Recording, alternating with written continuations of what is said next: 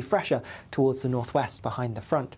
As we look into Wednesday, it is going to be a showery day, particularly towards the north and west. That's where the showers are coming from. Some of them could be heavy, possibly even thundery, maybe even a little bit of snow over the highest ground of Scotland. But further south, it's looking dry and brighter. A similar picture on Thursday, but I think by Friday, the showers are going to be a bit more widespread. Bye-bye. Looks like things are heating up. Boxed boilers, sponsors of weather on GB News.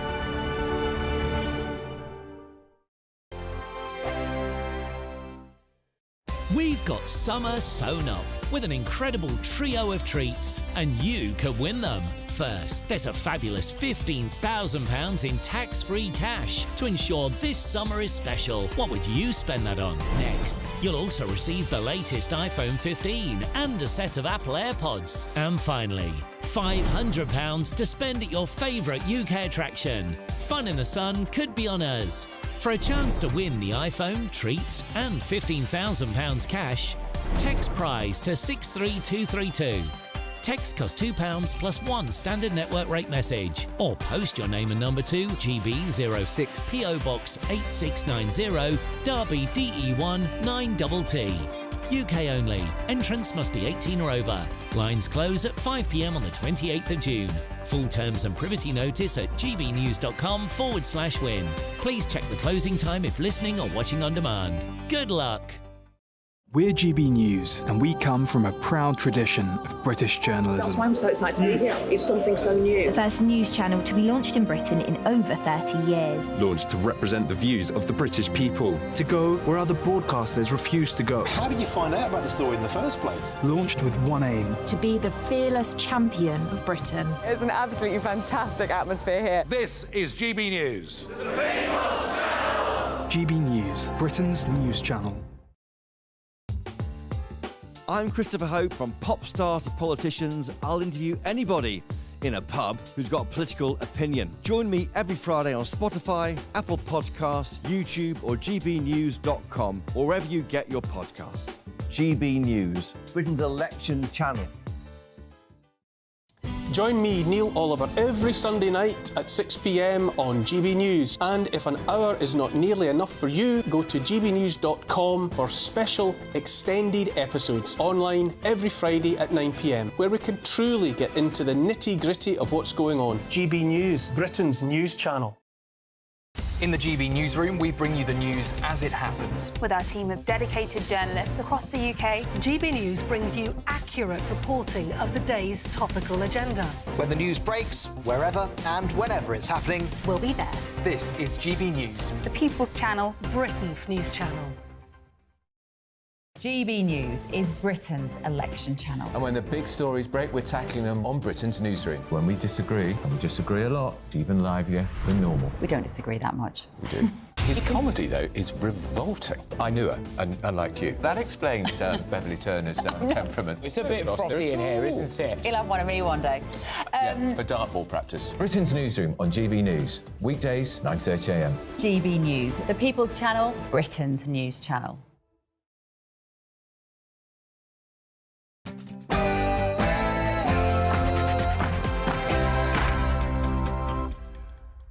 It's 9 p.m. I'm Patrick Christys, and things just got interesting.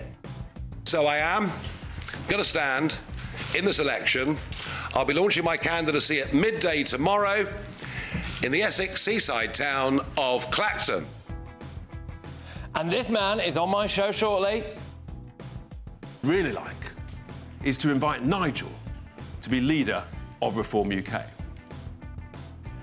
If this really is the immigration election, then... Well, immigration is a sort of record high under this government, a complete failure. We need to bring it down. Do you trust the Labour leader to bring numbers down? And... I would view the idea of having to use a nuclear weapon as something that was resulting in a failure in the whole world's diplomatic system. There has to be no first use. Labour's nuclear nightmare. Starmer talks tough, but he and 12 members of his shadow cabinet wanted to do away with our nukes. Also... Okay, so that's interesting. Fine. And then if one of you said you weren't particularly sporty beforehand, but... The Lib Dems embarrassed Rishi Sunak. It is not for you or me, for that matter, to decide which shows she should be able to go on because the presenter may have said something inappropriate before. We've had lots of scenarios of BBC presenters saying things that are inappropriate. Well, Kemi Badenoch was on top form this morning, but...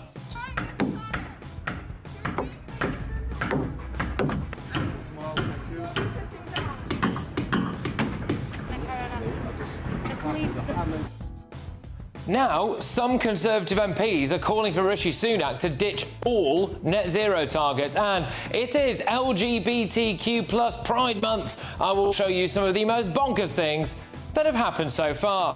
My top panel tonight is Express columnist Carol Malone, Labour member and journalist Benjamin Button with his Spectator political reporter. It's James Heal. Oh, and can you guess what happens next here? If you're opposed to the genocide in Palestine, there's a rally on Thursday. Get ready, Britain. Here we go.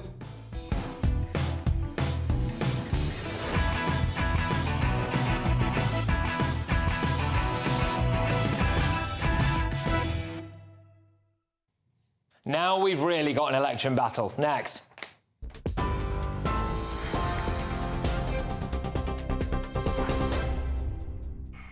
Good evening. News developing in the last hour here on GB News. We can tell you a British-Israeli hostage, Nadav Popplewell, was among 4 people who died while in Hamas captivity. That's according to the Israeli military. So a British-Israeli hostage among the dead. It's understood the 51-year-old's body remains in Gaza, and that comes as tonight the US State Department said it is completely confident that Israel will now agree a ceasefire deal. US President Joe Biden's proposal setting out an end to the fighting and a return of some hostages, beginning with a 6-week ceasefire. We'll bring you more, of course, if we have it on that. Now, also in the news tonight, Nigel Farage has confirmed he will stand as the Reform UK parliamentary candidate for Clacton in Essex in the general election in July. He was speaking at a news conference in London this afternoon, and he confirmed his change of heart, also announcing he'd take over as leader of Reform UK. So I am going to stand in this election. I'll be launching my candidacy at midday tomorrow in the Essex seaside town of Clacton. So midday tomorrow, Clacton, at the end of the pier. Well, also in the news today, Rishi Sunak denied he was stoking a culture war with his pledge to amend the Equality Act. The Prime Minister wanted to make clear that sex means biological sex rather than gender, and says the current confusion over the legal definition can't be allowed to continue. The proposals would allow organisations to bar men who identify as women from single-sex spaces, including hospital wards and sports events. Labour has called the policy an election distraction. The Liberal Democrats say there's no need to unpick the Act. And First Minister and SNP leader in Scotland, John Swinney, says the Conservatives' plans to change the Equalities Act are a deliberate attempt to undermine the Scottish Parliament. Now, Sir Keir Starmer says Labour is totally committed to the security of the UK and to its nuclear deterrent. He's described the Trident nuclear programme as a fundamental and vital part of our national defence. Labour is pledging, therefore, to build 4 new nuclear submarines and increase defence spending to 2.5% of GDP when, he says, economic conditions are right. The Conservatives say they'll meet that target by 2030, and Sir Keir dismissed concerns that were raised today that his shadow Foreign Secretary voted against the UK having nuclear weapons, and that Angela Rayner, the deputy leader, told Labour CND just in 2020 that she wanted the party to work towards a world without nuclear weapons. The Lib Dems have been on the election trail today as well. They're vowing to tackle water pollution as part of their manifesto. They've announced plans for a new protected blue flag status for rivers with legally binding targets to prevent sewage dumping and special protection for swimmers and wildlife. It's going to include the expansion of marine protected areas to cover at least 50% of the UK's waters by 2030. And just lastly, friends and fans of the former rugby legend Rob Burrow have been paying tribute to the unassuming lad with a superhero origin following his death at the age of 41. Burrow's passing was confirmed by Leeds Rhinos yesterday following a lengthy and high-profile battle with motor neurone disease. He raised awareness and millions of pounds for the charity. Well-wishers have been gathering outside Headingley Stadium in Yorkshire today to pay their respects, laying flowers, scarves and tributes. That's the news. For the latest stories, sign up to GB News Alerts, scan the QR code on your screen or go to gbnews.com/alerts.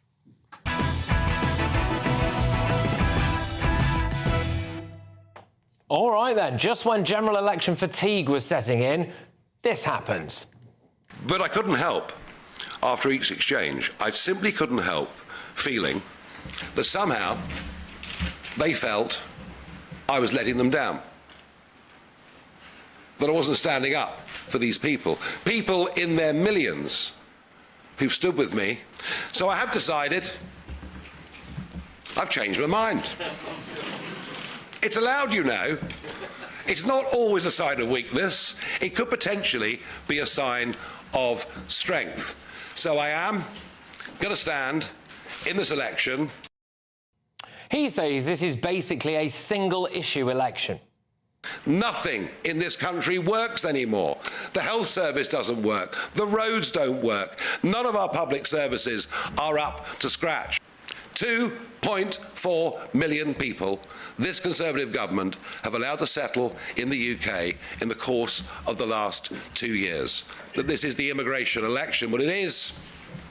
We have to build a new house every 2 minutes just to accommodate those that are legally coming in to Britain. So the question is, who do you trust, really? On legal immigration, Reform want to hit net zero, so 1 in, 1 out. They also want to introduce an immigration tax on businesses. Firms would pay a higher 20% rate of national insurance for foreign workers, up from the current 13.8%. Look, it is fair to say this has been described as unworkable in practice. On illegal migration, they said they'd turn the boats around in the Channel. Well, the Labour Party is promising to reduce immigration.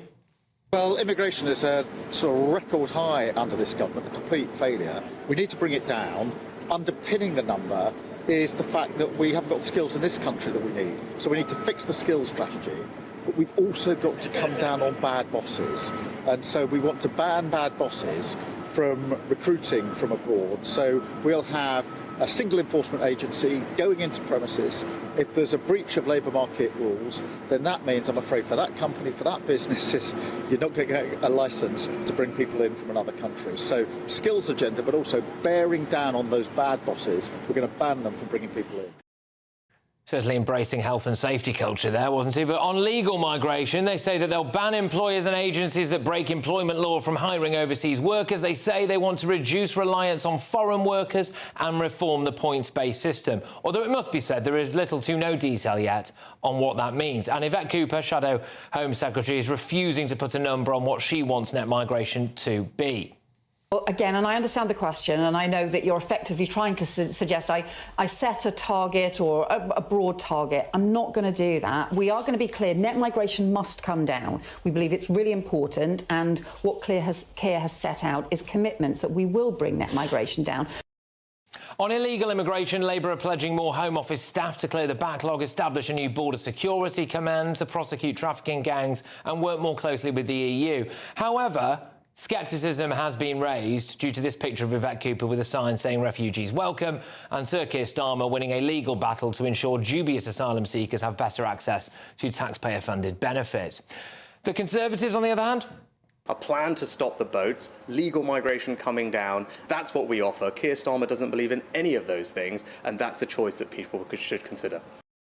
On legal immigration, they changed the rules for who qualifies for the skilled worker visa in April, with the minimum salary threshold rising substantially to £38,700, or the going rate for that role, whichever is higher.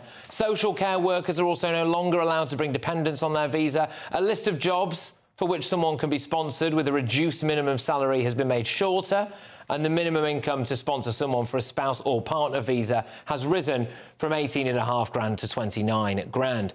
The scepticism here is pretty obvious. They've also been responsible for record levels of net migration, haven't they? On illegal immigration, everybody knows that Rwanda is their big deterrent. The illegal immigration bill should also mean that anybody who has entered Britain illegally recently will never be considered for asylum. Again, the problem here is credibility. Will Rwanda happen? Will people actually be deported? If this is the immigration election, who do you trust? Well, let's get the thoughts of my panel this evening. I do have the Daily Express columnist Carol Malone, journalist, for what it's worth, Labour Party member as well, Benjamin Butterworth, and the political guru at The Spectator, James Heal. Carol, I'll come to you. Who's going to win this immigration battle then? I think Farage is going to win it. You know, historically, Labour have always been against. They are the party of no borders. They've been against controlling immigration. They intrinsically believe that controlling immigration is racist, and it's not. Labour's response has always been to oppose visa restrictions and to demand more immigration. You know, it wasn't too very long ago, last year, where Starmer said we weren't taking enough migrants. We should be taking more off France and off Italy. So his plan has always been to take more. And you heard Farage there just now say that we have to build a house every 2 minutes to accommodate the people who come here legally. You know, 685,000 people a year. That is 200,000 more than the size of a city like Liverpool or Leeds. We cannot accommodate that every single year in this country, and there's just nowhere to put them. There is also the rapid rate of demographic change, which no one really seems to want to talk about, but is a massive deal. Benjamin, look, on Labour, it's all very well and good as Keir Starmer saying things like, read my lips, I will bring immigration down, but you just have to look at his track record, don't you? Massive advocate of free movement. We've also had his legal history, where, you know, one of the major reasons why illegal people want to come to this country now is for the generous benefits they get. He had a big role to play in that legally. Why should we trust him now? Well, lawyers that do the work of enforcing the law and of making those arguments are not responsible politicians are, right? So that's an absurd argument to throw against Keir Starmer, and it's not worked. He boasted about that 4 years ago when he wasn't working as a lawyer. He boasted about getting more benefits from migrants coming to this country. The fact is that, you know, I mean, Labour has said for a while that immigration is too high, so it's not really new. You know, the highest number on record was under Boris Johnson and under Rishi Sunak. So the idea that they're trying to tell the country as the incumbent government that they're going to bring it down is just for the birds. But I actually think there's a hypocrisy to all the major parties here, because we have sectors like hospitality, like social work, like healthcare, where they have a serious shortage of workers. There are not the people trained or willing in this country, and we need migrants to fill those sectors. There are a lot of businesses that tell you they would collapse without migrant labour, and so I think that both the parties are being dishonest on this one. OK, James, you know, people say, they'll always like to come on my show and say, oh, it's the economy, stupid. Well, yeah, fine, but when that economy says that per capita we are getting poorer, and you do see huge impacts in our everyday lives as a result of massive net migration, both legal and illegal, is Nigel Farage onto something here? I think this is the fascinating way in which we discuss immigration, really. Is it purely through a narrow economic lens when we look at, say, forecasts involving the OBR, or is it about other things, for instance, such as the wider context about public services? And obviously we have a planning crisis in this country, sort of the flip side of that line that Nigel was just saying there about one home every 2 minutes, the fact we're not building enough houses regardless. The key thing, of course, is you've got a very simple equation. If you've got 685,000 people arriving in 1 year legally, and you're only building 220,000 homes a year, you're not going to have enough space for all those people. So it's a much bigger issue. And I think whichever government gets it, we need to make it the focus of the 5-year plan if they actually really wants to get this immigration down and solve this issue once and for all. But the truth... Starmer is talking tosh when he says that he's going to train more Brits to do jobs. We have nearly 3 million people on sickness benefits in this country, and we have more than 8 million people who are not working, who are not looking for a job. So how is he going to train... We could be training them now. How is he going to suddenly get them keen to work? It's not going to happen. I mean, I do think, you know, one thing Labour's put forward is adult training, being able to retrain in a different industry to the one you're in, which clearly would go some way to help fix the problems. That we are not as agile as an economy, we're not as agile as a workforce as the economy requires. But look, the fact is, if we don't take migrants, then Carol can't get her gold-plated pension that so many boomers in this country live off. How do you know I've got a gold-plated pension? How dare you assume I've got a gold-plated pension? Because people of your generation and have a fantastic deal. No, they deal. don't. Here we go, attacking elderly people again for having a pension. The fact is that the demographics of this country say that we cannot afford the kind of public services, the kind of pensions, if we don't get more workers in. We need immigrants. OK, well, look, I'm just going to play a little clip now because it's interesting to see how the different political leaders reacted to Nigel Farage's announcement. Then I'll get a quick comment from James off the back of it. So Labour did appear to at least be publicly unfazed by this news. They've said that their message to voters remains unchanged. So here is what Nick Thomas-Simons, the Shadow Minister without portfolio, said a little bit earlier on GB News. Our message to voters is unchanged. It's the message I've been out delivering on the doorsteps today, in recent days, recent weeks and months, and that is that if you want genuine change, real change, away from the chaos of the Conservatives and their failure over the last 14 years, the only way to do that is to vote Labour. It is a choice at this election between a Change Labour Party under Keir Starmer and 5 more years of chaos, instability and failure under the Conservatives. James, Farage said that he wanted to really go after a lot of the don't knows. I wonder actually whether or not he's going to sweep up a few Labour voters as well. I think so, and I think if you look at 2015 UKIPers, a lot of them were sort of holding pen. They went from Labour into that election, they went to UKIP, and then they went to Tory in 2017 and 19. So I think a lot of previous Labour voters are up for grabs this time, and maybe it's not this election, but a future one. They could certainly go Farage in the Reform Party. Yeah, look, watch this space, because obviously Nigel Farage now will stand as Reform UK's candidate in Clacton. Here is a full list of those who have declared their candidacy in that constituency so far. We have Joanne Onwusu-Nepal, Labour Party, Giles Watling, Conservative Party, Matthew Bensilem, Liberal Democrats, Nigel Farage, Reform UK, Natasha Osborne, Green Party. The list of candidates is not finalised, as the deadline isn't until later this week, so it will be published on the GB News website once it is. And stay tuned as well, because I will have Richard Tice, the former leader of Reform UK, in just a few moments' time. But in other news, it's officially summer, and we've got a brand new summer giveaway. There's £15,000 in cash to make summer spectacular, a brand new iPhone, AirPods and 500 quid to spend on the UK attraction of your choice. So if you like theme parks, visiting stately homes, or just fancy a spa day, it could be on us. Here's all the details you need. It's the Great British Summer Giveaway, and have we got a prize for you? There's a totally tax-free £15,000 in cash to make your summer spectacular. Spend that extra cash however you like. You'll also win a brand new iPhone, Apple AirPods, and if that wasn't enough, a £500 voucher to spend at your favourite UK attraction, so you can enjoy amazing days out this year. For a chance to win the iPhone, treats and £15,000 cash, text WIN to 63232. Text costs £2 plus 1 standard network rate message, or post your name and number to GB06 PO Box 8690 Derby DE1 9TT. UK only. Entrance must be 18 or over. Lines close at 5 p.m. on the 28th of June. Full terms and privacy notice at gbnews.com/win. Please check the closing time if listening or watching on demand. Good luck. Yes, I would also like to point out, you saw the full list of people standing in Clacton there. We had invited all of them on this show. We do hope to get them on at some point in the future. But coming up, the former leader of Reform, yes, former, and his latest chairman, Richard Tice, joins me live to react to Nigel Farage's bombshell announcement earlier today. So I am going to stand in this election. I'll be launching my candidacy at midday tomorrow in the Essex seaside town of Clacton. Well, how much did he really know about Farage's plan to run as a candidate? Can it turn Reform into serious challenges? He's live in the studio very, very soon. But next, this is a big one, actually.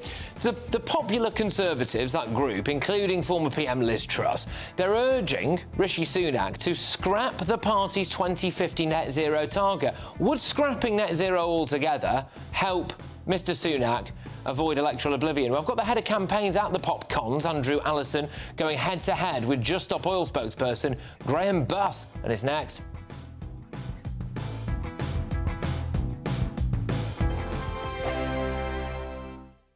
Headliners. Tomorrow's papers tonight, every night from 11 p.m. Apparently, alcohol abuse is costing England £27 billion a year. I mean, in fairness, that's the price of 2 rounds in London, Nicholas.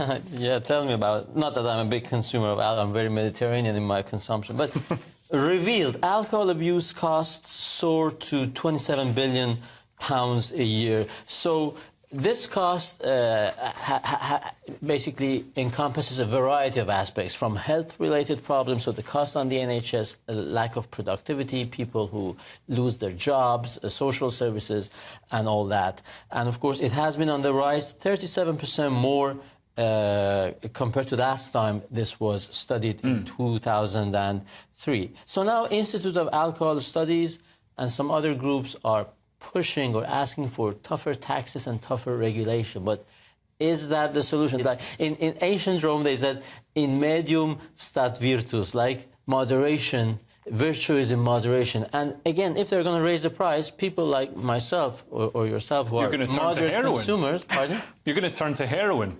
Because it'll become... I mean, well, this is what's happened in Scotland. It becomes unaffordable, so... Yeah, in Scotland, they had minimum unit alcohol pricing, and so it pushes up the cost of getting off your tree for your average Scottish ne'er-do-well who likes to sit on a bus stop and drink a bottle of cider. So instead, they're turning to street drugs, which are cheaper by comparison. That is just terrible. I like that the alcohol industry have come back on this. A guy called Matt Lambert, who's the chief executive of the Portman Group, and they represent the alcohol industry. And he says that the IAS, that's the group who've created this, have failed to take into account the significant direct economic contribution of the alcohol industry to the wider economic and social benefits of moderate and responsible alcohol consumption. Well, it's so true, isn't it? We've got a declining birth rate. We need people to get drunk and chat each other up. Yeah. This is GB News, and we are Britain's election channel. This vote may seem to be about the politicians and the media, but it's actually about you. We won't forget that. Join us up and down the country as we follow every moment together. More than ever, it's important to hear all sides as you make your decision in the run-up to polling day. This is GB News, the People's Channel. Britain's election channel.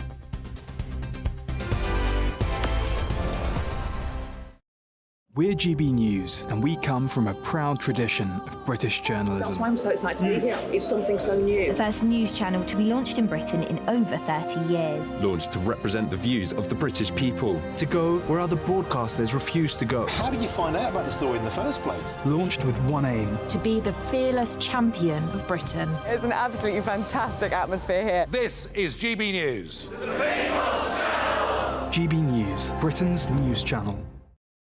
GB News is Britain's election channel. And when the big stories break, we're tackling them on Britain's newsroom. When we disagree, and we disagree a lot, it's even livelier than normal. We don't disagree that much. We do.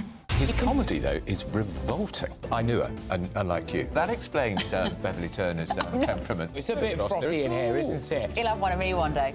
Yeah, for dartball practice. Britain's newsroom on GB News. Weekdays, 9:30 a.m. GB News, the People's Channel, Britain's news channel.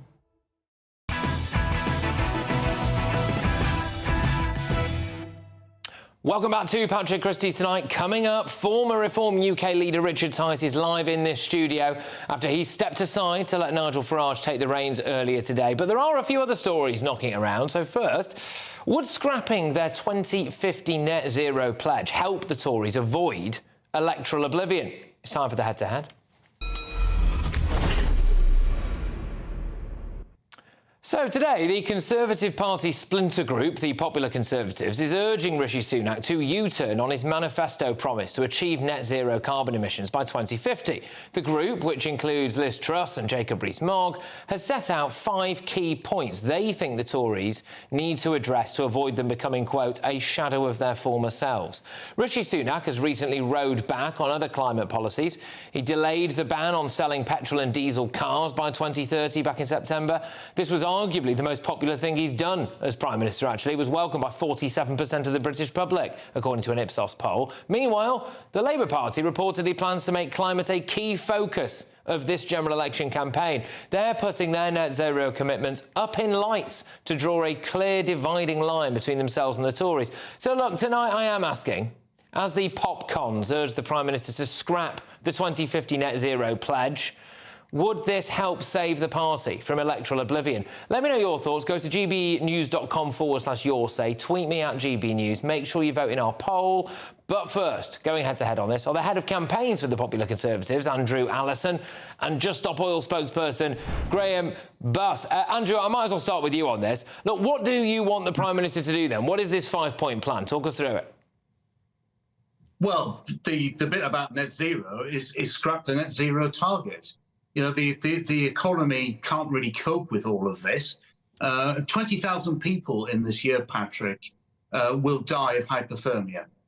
It's a fact. We live in a cold country. People can't afford their heating bills anymore because of the high costs of them.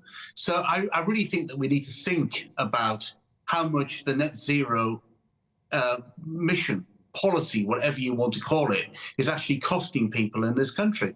Now, just let the market decide. The market will decide. If so many people, and polls tell us that so many people really do want a net zero policy in a few years' time, then the market will decide. OK, all right, Graham, I'll throw it over to you. Look, I will put it to you that when Rishi Sunak rode back a bit on some net zero commitments, he had a 47% approval rating, which does appear to be one of the more popular things he's done as Prime Minister. If the Tories did this, they might actually get a few more votes, Graham. Possibly not a good thing for you at Just Stop Oil. That's not exactly what the Conservative Environment Network is saying. But look, personally, I'm not here to be political. The climate crisis affects absolutely everyone. In my view, in fact, the Committee for Climate Change said that we cannot afford not to do net zero. And look, I used to work for Shell. I was a principal scientist at Shell, and I worked up to board level with the company. And the oil industry has signed up to a net zero by 2050. It's a global commitment to do this, and they know that we have to do it. Right, OK, Andrew, we have to do it for the sake of the planet. No, we don't have to set arbitrary targets, Patrick. I mean, this is the thing. We can decide that we want to move to a net zero economy, and that's absolutely fine. But the government has just set arbitrary targets that it's going to be 2050. And international organizations have set targets that it's going to be 2050. Whether that's doable or not, of course, is a completely different question. I mean, for example, have you ever tried to charge a car in a motorway service station of late? There's hardly any charging points that you can possibly do that. And yet the government has now pushed back the electric cars and the banning of diesel and petrol cars to 2035. But you can't possibly charge an electric car very easily at a motorway service station. We have to let these things develop, and eventually we will get there. All right. Go on, Graham.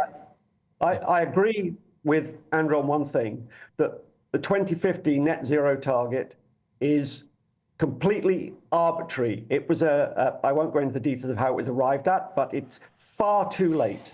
We need to be acting much well, Labour, quicker. Can I ask you, Graham, Labour says it wants to decarbonise UK power by 2030, but I suspect that you still think that's too late, don't you? We have to go much further than that. Yeah, well, this is it, isn't it? So, yeah. The view of Stop Oil is that, and the view of most climate scientists is we have to go much faster than we are. Do you wonder now. whether or not, just to say on that, explain why. Can I just put this to you, and then I will let you explain why, which is, do you not think that maybe climate scientists have a little bit of skin in the game when it comes to this stuff, Graham? No, I think what they do is they look at science. Look, climate collapse, which is where we're heading, will destroy our economy. We'll be fighting a perpetual war. We're going to see everything that we hold dear disappear. And when exactly is that going to happen, Graham? Just out of interest, just so I can prepare the bunker. It's already happening now, isn't it? Look out the window. 25% drop in our wheat yields this year is expected. We've had floods for half the year so far. We're seeing wildfires in Canada. We're seeing vast numbers of people displaced in other parts of the world. This is real. Okay. So we have to take this more seriously than we are. And that means we have to stop oil and gas and coal All right. You could do it by 2030. All right. Andrew, final word to you on this. If Rishi Sunak doesn't listen to you, what we appear to have here is another split in the Conservative Party, OK? And that doesn't look particularly good, does it? I don't think it's another split in the Conservative Party at all. I think it's just common sense Conservative policies. We just need to decide how we're going to achieve these particular aims. I mean, everyone wants a better environment. Everyone wants better air quality, for example, Patrick. I mean, people don't want to leave a poorer environment for their children, grandchildren and great-grandchildren. We just have to decide how to do this in a very sensible way. And I'm afraid 2050 is unrealistic. And I'm afraid if he really thinks that sort of 2035 or 2040 or whatever is realistic, then I just completely disagree. All right, look, both of you, thank you very much. Obviously, we will discuss this again before the election's out. As head of campaigns at Popular Conservatives, Andrew Allison, Just Stop Oil spokesperson Graham Bust there. Thank you. Right, look, who do you agree with? Would scrapping the Tories' 2050 net zero target help Sunak avoid electoral oblivion? Simon on X says, no, it would barely move the needle. Most people don't have any concept of what life under net zero would be like. Daisy says, the trouble is no one believes a word Sunak says. Look how long he's been promising to stop immigration. Graham says, they're toast, no matter what they do. Grief. So, has the polling changed at all since these commitments? No, Rishi and Keir really don't appeal to anyone. They continued. Well, look, your verdict is in. 51% of you agree that scrapping the Tories' 2050 net zero target would help Sunak avoid electoral oblivion. 49% of you say they would not. I can't help but wonder if the Farage effect is happening a little bit here already. People giving up on Rishi. Coming up, Rishi Sunak's small boat problem reaches Henley. Right, OK. So that's interesting. Fine. And then one of you said you weren't particularly sporty beforehand. And Labour's divided front bench goes nuclear as Angela Rayner immediately contradicts this tough talk from Sir Keir Starmer. The people of Britain need to know that their leaders will keep them safe, and we will. Well, so can we actually trust Labour with the nuclear deterrent, despite 12 frontbenchers voting to scrap it in 2016? Calvin Mackenzie gives his unfiltered take shortly, but next. Nigel Farage sent shockwaves through Westminster and the country, really, by announcing that he's standing as an MP in the general election. I speak to the man who stood aside for him to be Reform UK leader. It's Richard Tice. It's unmissable, and it's next. Hello again. Very good evening to you. Here's your latest GB News weather update brought to you by the Met Office. Whilst it is going to stay dry for many of us as we go through the rest of today, we can expect some wet weather pushing its way in as we go into tomorrow. That's in association with a feature currently out in the Atlantic, and it's heading its way towards the UK. For the time being, though, we are going to have a lot of dry weather as we go through the rest of this evening and overnight. Some places will see some clear skies developing, but many areas sticking with largely cloudy skies. And then rain pushing its way in initially across parts of Northern Ireland, but reaching far western parts of Scotland, England and Wales later on. Because of the largely cloudy skies, temperatures not dropping a huge amount, but some places under the clear skies could just about drop into single figures. If we take a closer look at what will be happening first thing tomorrow morning, and it's a generally fine picture across many southern southeastern parts. Yes, a bit of cloud across East Anglia, but on the whole a dry story here. Different picture further north and west though. Rain across Northern Ireland, northwest England, parts of Wales, and also a large chunk of Scotland as well, waking up to a pretty wet start as that wet weather pushes its way in. Eastern Scotland may be clinging on to some fine weather for a little bit longer, but across far northern parts of Scotland, here there will be some hefty showers around, and some of these could turn pretty heavy, possibly even thundery as we go through the day. The rain is gradually going to make its way southeastwards, but southeastern parts of the country likely to stay pretty dry by the time the system arrives here.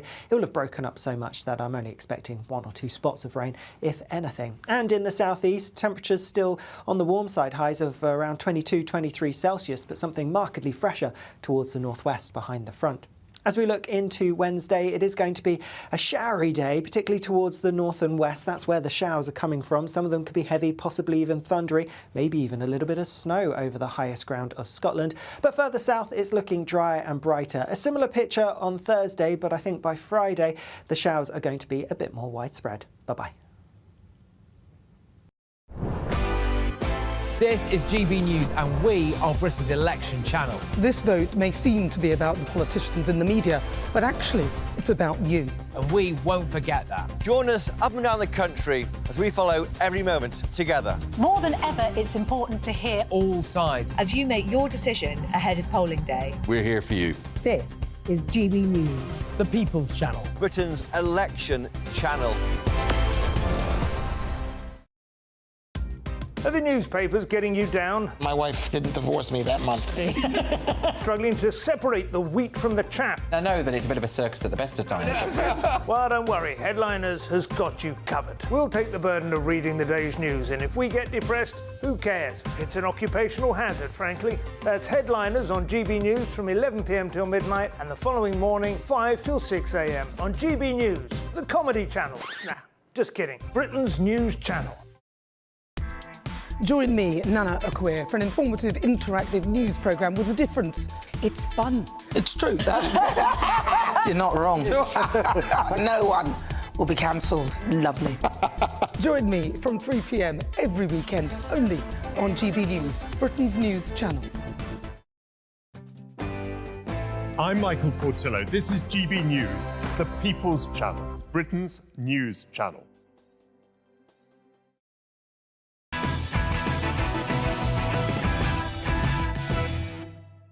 Welcome back to Patrick Christys tonight on GB News. Still to come, Kelvin Mackenzie tackles Labour's tax on private school fees because, I mean, this is hilarious, by the way, but Guardian reading parents have now begun to panic over their children's own school places. And there we go. But first, I welcome Reform UK's chairman, former leader, Richard Tice.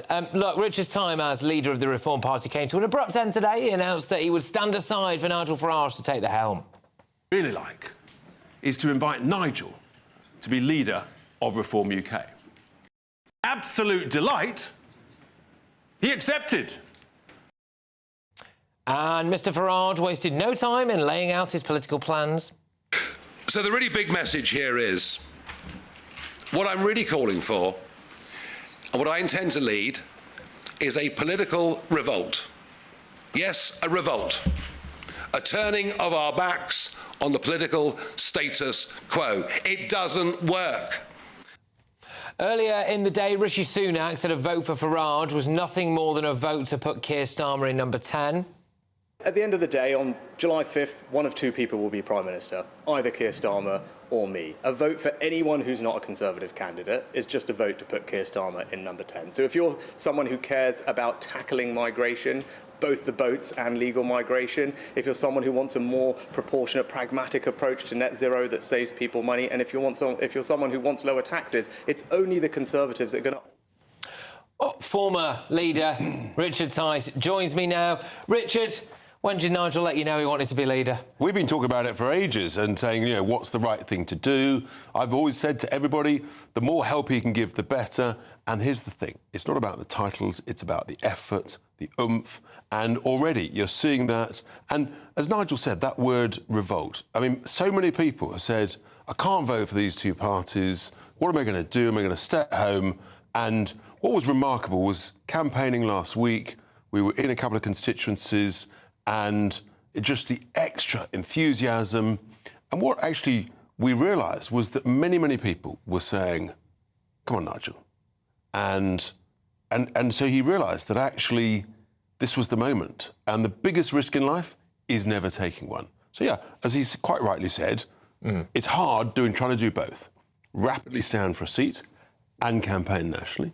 But equally, the state of the country, it needs serious change, it needs reform, and that's why I said, actually, we've got to do this. Look, you said it's a risk. I mean, it is a big gamble, OK? So the latest polling that we had here on GB News anyway put you guys at 12%, the Lib Dems at 10%, you with no seats and the Lib Dems at 39%. How mad's that? It is mad, right? But that is the state of play. And I believe the Tory majority in Clacton is 24,700, OK? So if this comes to nothing, if on July the 4th you've not got any seats, that you have to be prepared for that possibility, right? No, we're prepared for anything, as we've said today, as we've always said. But here's the thing. I guarantee you, we will get millions and millions and millions of votes. And Nigel talked about revolt. I tell you what, there'll be a lot of people who are very, very unhappy with our political class, our political system, if we ended up with 0 seats. I think we will win seats. I think that actually we're going from strength to strength. And Nigel, I'm absolutely convinced, will win in Clacton. The Tories are utterly terrified, and rightly so. But we'll also take huge numbers of votes from socially conservative Labour voters who do not want mass immigration, making people poorer, reducing wages, and reducing the quality of life, in making housing unaffordable for young people, and increasing the pressure on healthcare. And people are saying, actually, yeah, there's a real genuine choice out there. There are quotes doing the rounds on social media, which I'm sure you've probably seen, of Nigel in the past saying, does he really want to spend every Friday in Clacton? You know, I mean, there's a whiff there, isn't there, of the Ian Dales about that with Tunbridge Wells. You know, I mean, do you think that'll play badly? No, I don't actually. But what it shows is that Nigel's been completely honest in grappling with that big decision. Did he want to stand? Did he want to really get stuck in? And did he want to do it for a serious period of time in order to help change the nature of politics? And that's why it took he took time to get there.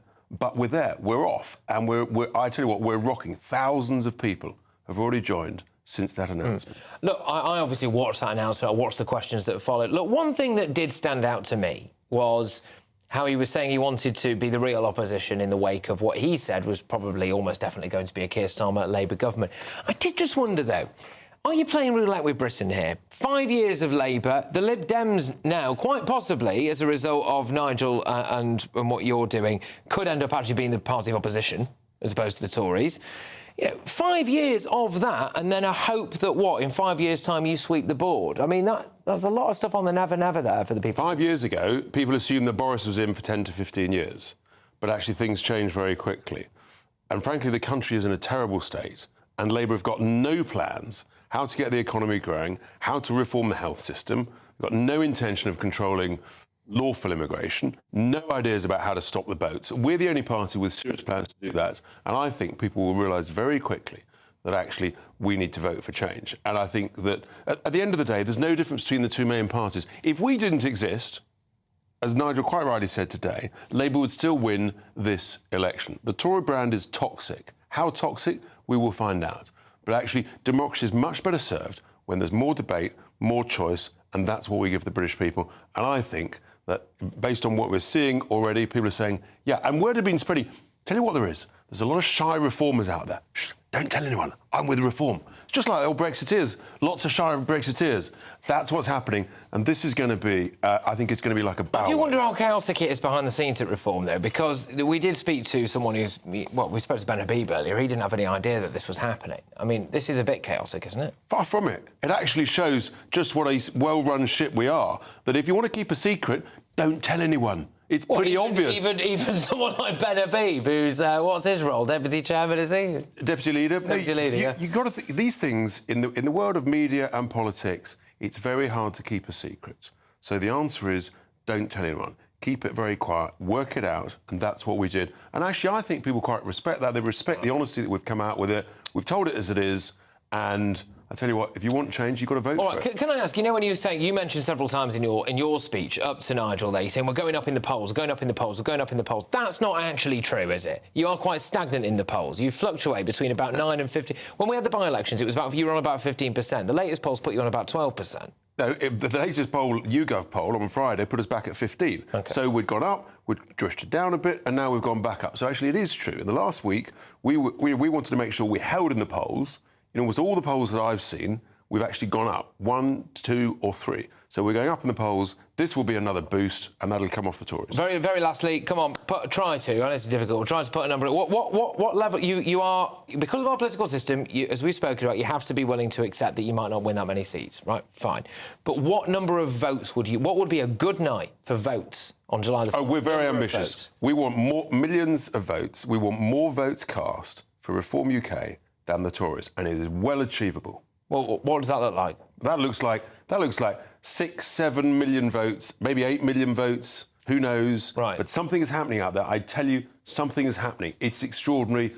as Nigel said, it's a bit like a people's revolt. Right, OK, well, that was former leader Richard Tyson. Thank you very much for your time this evening. Now, as you've just been hearing, Nigel obviously is standing in Clacton, OK? Here is a full list of those who have declared their candidacy so far. We have Jovan Owusu-Nepal, who's the Labour Party, Giles Watling, Conservatives, Matthew Bensilem, Liberal Democrats, Nigel Farage, Reform UK, Natasha Osborne, Green Party. That list has not been finalised. The deadline is later this week. It will be published on GB News' website, and we have invited all of those people on for an interview. Right, coming up, I talked to Tory candidate Daniel Kawczynski, and I think we've got a heck of a lot to talk about, don't you, on how his party will rally after the Farage threw a massive spanner in their works. Plus, what's going on here? If you're opposed to the genocide in Palestine, there's a rally on Thursday. I reveal what happened next. It is absolutely hilarious, by the way. But next, Keir Starmer says that his party has changed in every possible way, including on the nuclear deterrent. Would view the idea of having to use a nuclear weapon as something that was resulting in a failure in the whole world's diplomatic system. There has to be no first use. Well, true to form, Angela Rayner just said the opposite, basically, very, very shortly after that. So can they be trusted to keep this country safe? Calvin Mackenzie, former editor of The Sun, joins me shortly. Stay tuned.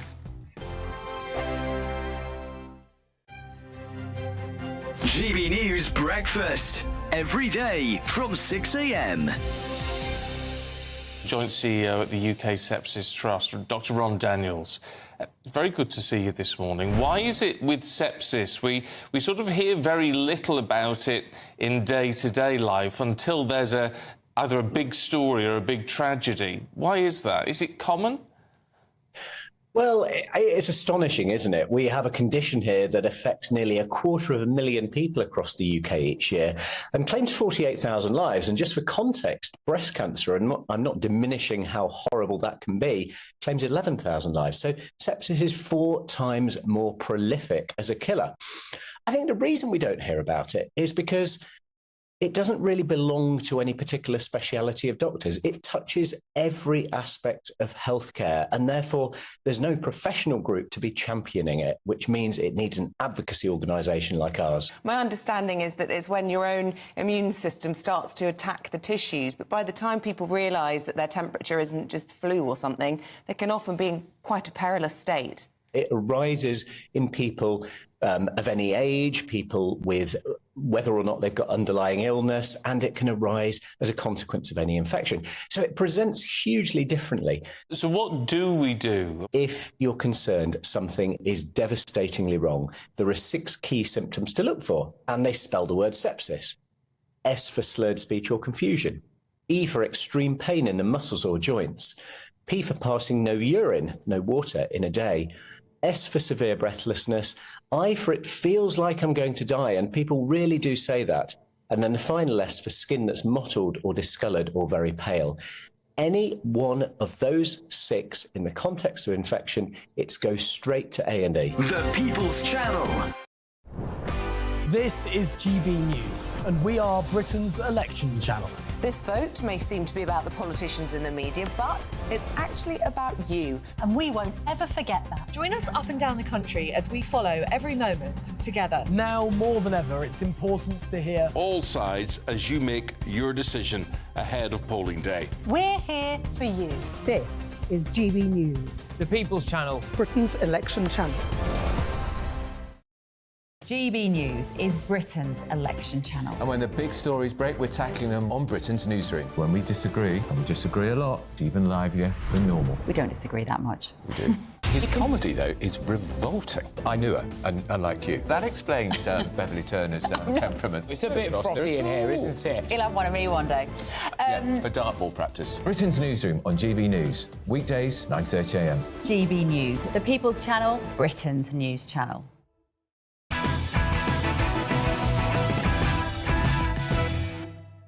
Welcome back to Patrick Christys tonight. Coming up, Farage sent shockwaves through British politics today, didn't he, with the announcement that he will stand as an MP. But what impact will he have? We're going to be looking at that. But first, Keir Starmer today declared that Labour is the party of national security, as he pledged to build 4 new nuclear submarines and hit the nuclear button if necessary. I lead this party.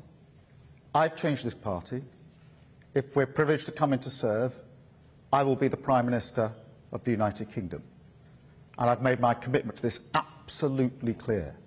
And I've got my whole cabinet, standard cabinet, behind me on this. We have changed the Labour Party. And I know full well that national security, defence of our country is the #1 issue. So he said his whole cabinet was behind him on that. That's interesting, because critics were quick to point out that no less than 12 members of his shadow cabinet, including his deputy leader Angela Rayner, voted against renewing Trident back in 2016. And despite Starmer's claims this morning, Angela Rayner has tonight told the BBC that she hasn't changed her mind on the UK having nuclear weapons. Well, Kelvin Mackenzie, former editor of The Sun, joins me now. Kelvin, I mean, can Labour be trusted when it comes to nukes? I don't think so. I mean, she is the deputy leader of the party. How on earth, on something like the nuclear deterrent, the most important single policy of our country, especially with Putin every 5 seconds saying, I'm going to come after you, I'm going to come after you. If the top 2 people of our country don't agree with each other on the single most important policy of our country, I'm not saying this is going to lead to a huge change in the voting pattern of our nation, but isn't that a worry? Isn't that a worry? And what's becoming clear is that Starmer is not in charge of his own ship. After all, we've got this shocking division tonight. I think it's shocking anyway, right? I can remember Michael Foot, right? And he, by the way, had a view about the nuclear deterrent. He didn't want it. So I can also remember, as can your viewers, remember Jeremy Corbyn, who actually was for the campaign of nuclear disarmament, to be honest with you. So there we are. Within the Labour Party, there is a very, very strong view that actually we don't want to have a nuclear deterrent at all. And so, OK, then we go backwards. Only, 2 or 3 days ago, we had the Prime Minister... Prime Minister in waiting, basically saying, actually, we don't want Diane Abbott, actually, to be truthful. And we then had the deputy leader saying, oh, yes, we do. Well, we know how that ended. How can the voters be sure that when the same issue is put to a potential Labour cabinet, that they don't come up with the same answer? You can keep going on about how this is a changed Labour Party, it's a changed Labour Party, and that's what he said. And then literally a few hours later, the deputy leader completely contradicts him. Yeah, and goes out of her way, right? She could have said nothing. She could have said Sturm, right? She could have not made herself available if she knew this big issue. After all, this was the big shout of the day. So she just lies low for the day. You know, nobody knows anything about it, or they can guess at it, but she made it absolutely clear that's where I stand. So she's a rallying point. So what is going to happen now? Right, so on 2 major issues, right, she has contradicted Starmer. What would normally happen, right, and what is going to happen? Yeah. Well, my bet is that come July the 5th, when I expect Labour to canter home, she is fired. I can't see it any other way. Or Starmer's fired.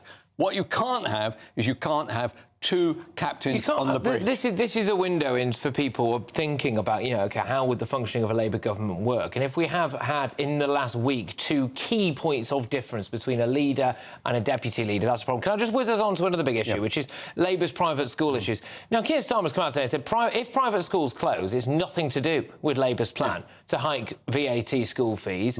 Well, at least 2 independent schools have blamed Labour's policy for their decision to shut at the end of this school year. What do you make of it? Right. Because, by the way, sorry, just quickly, funny thing now is Guardian readers are now waking up to the idea that their kids' school fees are going to rise and they're not happy. OK, there's 2 important issues here. His argument, which carries no water at all, is that these schools were going to close anyway, OK? Or are closing anyway, and lots of them have closed under the Tories. That's true. You add 20% to anything, whether it's avocados, your car, or anything you like, you're going to see a kick pushback, right? The other issue is this, and this is the one that hasn't been dealt with, and it actually affects my wider family, is that there are a lot of children with education and learning difficulties who are in private schools because their life, and I know this for certain, right, was tortured when they went to a state school. Absolutely tortured because they aren't 100%. They are like 92%, but they're not 100%. Their lives were... The bullying was off the scale. They go to a school which deals with this stuff, but it costs money, OK? The boarding aspect costs money. What is going to happen to them?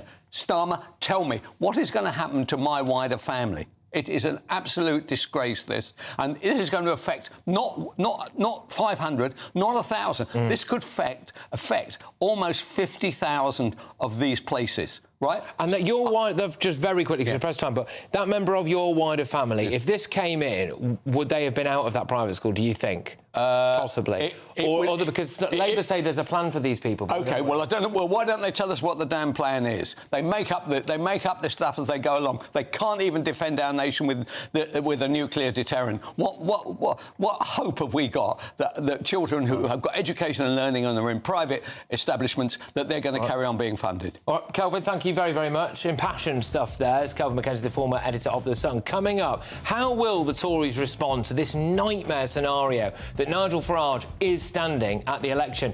Well, Tory candidate Daniel Kawczynski is live with us shortly. But next, what impact is it going to have, Nigel standing?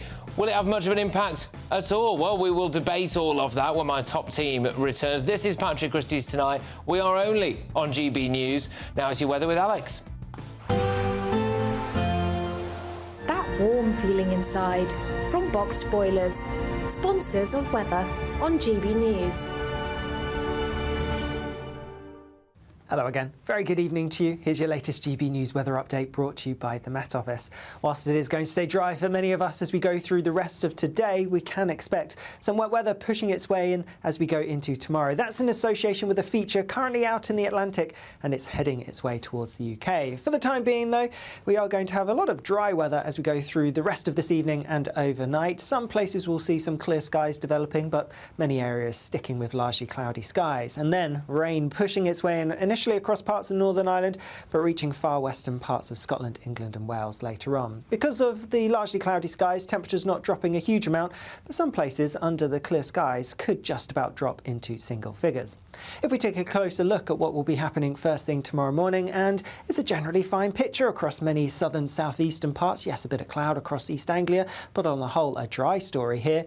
Different picture further north and west though. Rain across Northern Ireland, northwest England, parts of Wales, and also a large chunk of Scotland as well, waking up to a pretty wet start as that wet weather pushes its way in. Eastern Scotland may be clinging on to some fine weather for a little bit longer, but across far northern parts of Scotland, here there will be some hefty showers around, and some of these could turn pretty heavy, possibly even thundery as we go through the day. The rain is gradually going to make its way southeastwards, but southeastern parts of the country likely to stay pretty dry by the time the system arrives here. It will have broken up so much that I'm only expecting 1 or 2 spots of rain, if anything. And in the southeast, temperatures still on the warm side, highs of around 22, 23 Celsius, but something markedly fresher towards the northwest behind the front. As we look into Wednesday, it is going to be a showery day, particularly towards the north and west. That's where the showers are coming from. Some of them could be heavy, possibly even thundery, maybe even a little bit of snow over the highest ground of Scotland. But further south, it's looking drier and brighter. A similar picture on Thursday, but I think by Friday, the showers are going to be a bit more widespread. Bye-bye. Looks like things are heating up. Boxed Boilers, sponsors of weather on GB News.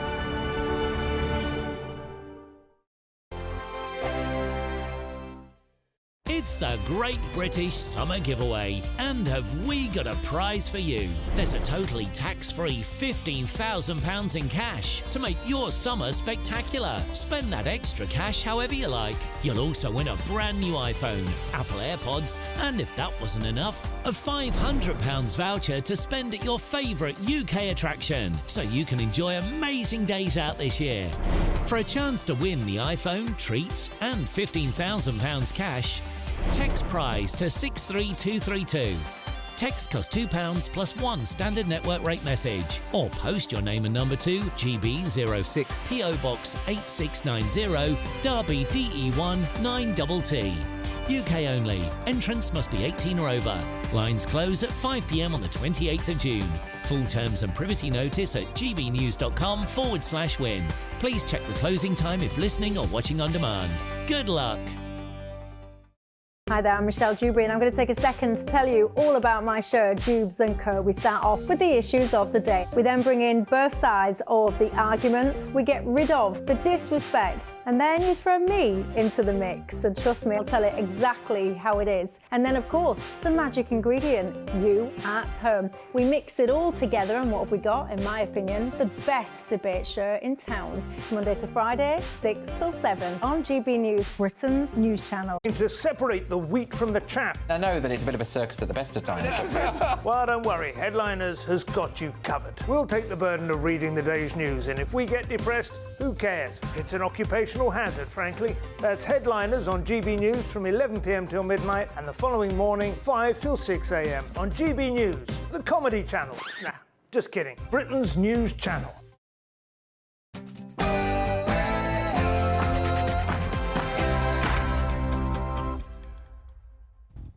It's 10 p.m. I'm Patrick Christys, and it is all go. So I am going to stand in this election. I'll be launching my candidacy at midday tomorrow in the Essex seaside town of Clacton. And the establishment media lost their minds. You said that you would get more than 4.5 million votes that you did in 2015. Will you resign if you don't get that target? Honestly, but how will the Tories respond? At the end of the day, on July 5th, one of two people will be Prime Minister, either Keir Starmer or me. A vote for anyone who's not a Conservative candidate is just a vote to put Keir Starmer in number 10. I've got a Tory MP on live to find out. Also, would view the idea of having to use a nuclear weapon as something that was resulting in a failure in the whole world's diplomatic system. There has to be no first use. this is going to be a big issue. Labour's nuclear nightmare. Starmer's talking tough, but he and 12 members of his shadow cabinet voted with Corbyn, and now Angela Rayner's just contradicted him. Plus... Okay, so that's interesting. Fine. And then were you all, if one of you said you weren't particularly sporty beforehand, The Lib Dems are back at it with their latest stunt. I think it is trivial, it is unserious. I am here talking about what we are doing to protect vulnerable women. Yeah, the Tories are going big on gender issues. And Gay Pride Month has started. I will show you some of the most bonkers stuff that we've already seen. My top panel tonight is Express columnist Carol Malone, Labour member and journalist Benjamin Butterworth, and Spectator political hack James Heal. Oh, and what happens next here? You know, there's a rally on Thursday, 1 p.m. You can come along to that one. It's hilarious, by the way. Get ready, Britain. Here we go.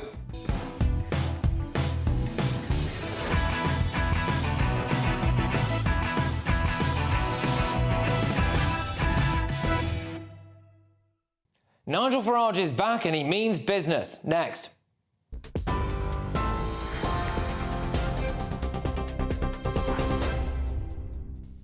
Just after 10 o'clock, your latest GB News. And the top story tonight, as you've been hearing, Nigel Farage has said he will stand as the Reform UK parliamentary candidate for Clacton in Essex at the general election in July.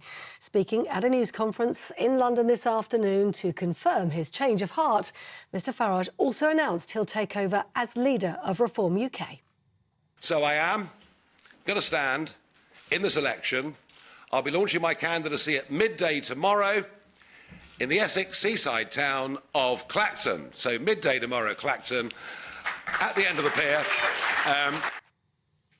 Meanwhile, Rishi Sunak has denied he's been stoking a culture war with his pledge to amend the Equality Act. The Prime Minister says he wants to make clear that sex means biological sex rather than gender, and says the current confusion over the legal definition can't be allowed to continue. The proposals would allow organisations to bar men who identify as women from single-sex spaces, including hospital wards and sports events. Labour called the policy an election distraction, the Lib Dems saying there's no need to unpick the Act. And First Minister and SNP leader John Swinney in Scotland said the Conservatives' plans to change the Equalities Act is a deliberate attempt to undermine the Scottish Parliament. Sir Keir Starmer said today Labour is totally committed to the security of the nation and to the UK's nuclear deterrent. He described the Trident programme as a fundamental and vital part of our national defence. Labour is pledging to build 4 new nuclear submarines and increase defence spending to 2.5% of GDP when, he says, economic conditions are right. The Conservatives say they'll meet that target by 2030. Zakir dismissed concerns, though, that his shadow foreign secretary voted against the UK having nuclear weapons, and that Angela Rayner told Labour CND in 2020 that she wanted the party to work towards a world without nuclear weapons. The Lib Dems have today, as part of their electioneering, been vowing to tackle water pollution as part of their manifesto. They've announced plans for a new protected blue flag status for rivers this time, with legally binding targets to prevent sewage dumping and special protection for swimmers and wildlife. That would include the expansion of marine protected areas to cover at least 50% of the UK's waters by 2030. Meanwhile, the Scottish Party leaders are tonight facing off in an STV leaders' debate. Conservative SNP Douglas Ross, Labour's Anna Sawar and Lib Dems' Alex Cole-Hamilton all have been taking part alongside First Minister John Swinney, who gave this opening statement. As your First Minister, I will be totally focused on the issues that matter to you. I know these debates can often turn into a bit of a shouting match, but I think the times are far too serious for that. I know that many of you are struggling with the cost of living. I know you want the very best of healthcare for you and your family. If you're in business, Brexit has made your life a lot tougher. I want to sort those issues out. I believe the best way to do that is to ensure decisions are made in Scotland for Scotland. John Swinney speaking there. For the latest stories, do sign up to GB News Alerts. Scan the QR code on your screen or go to gbnews.com/alerts.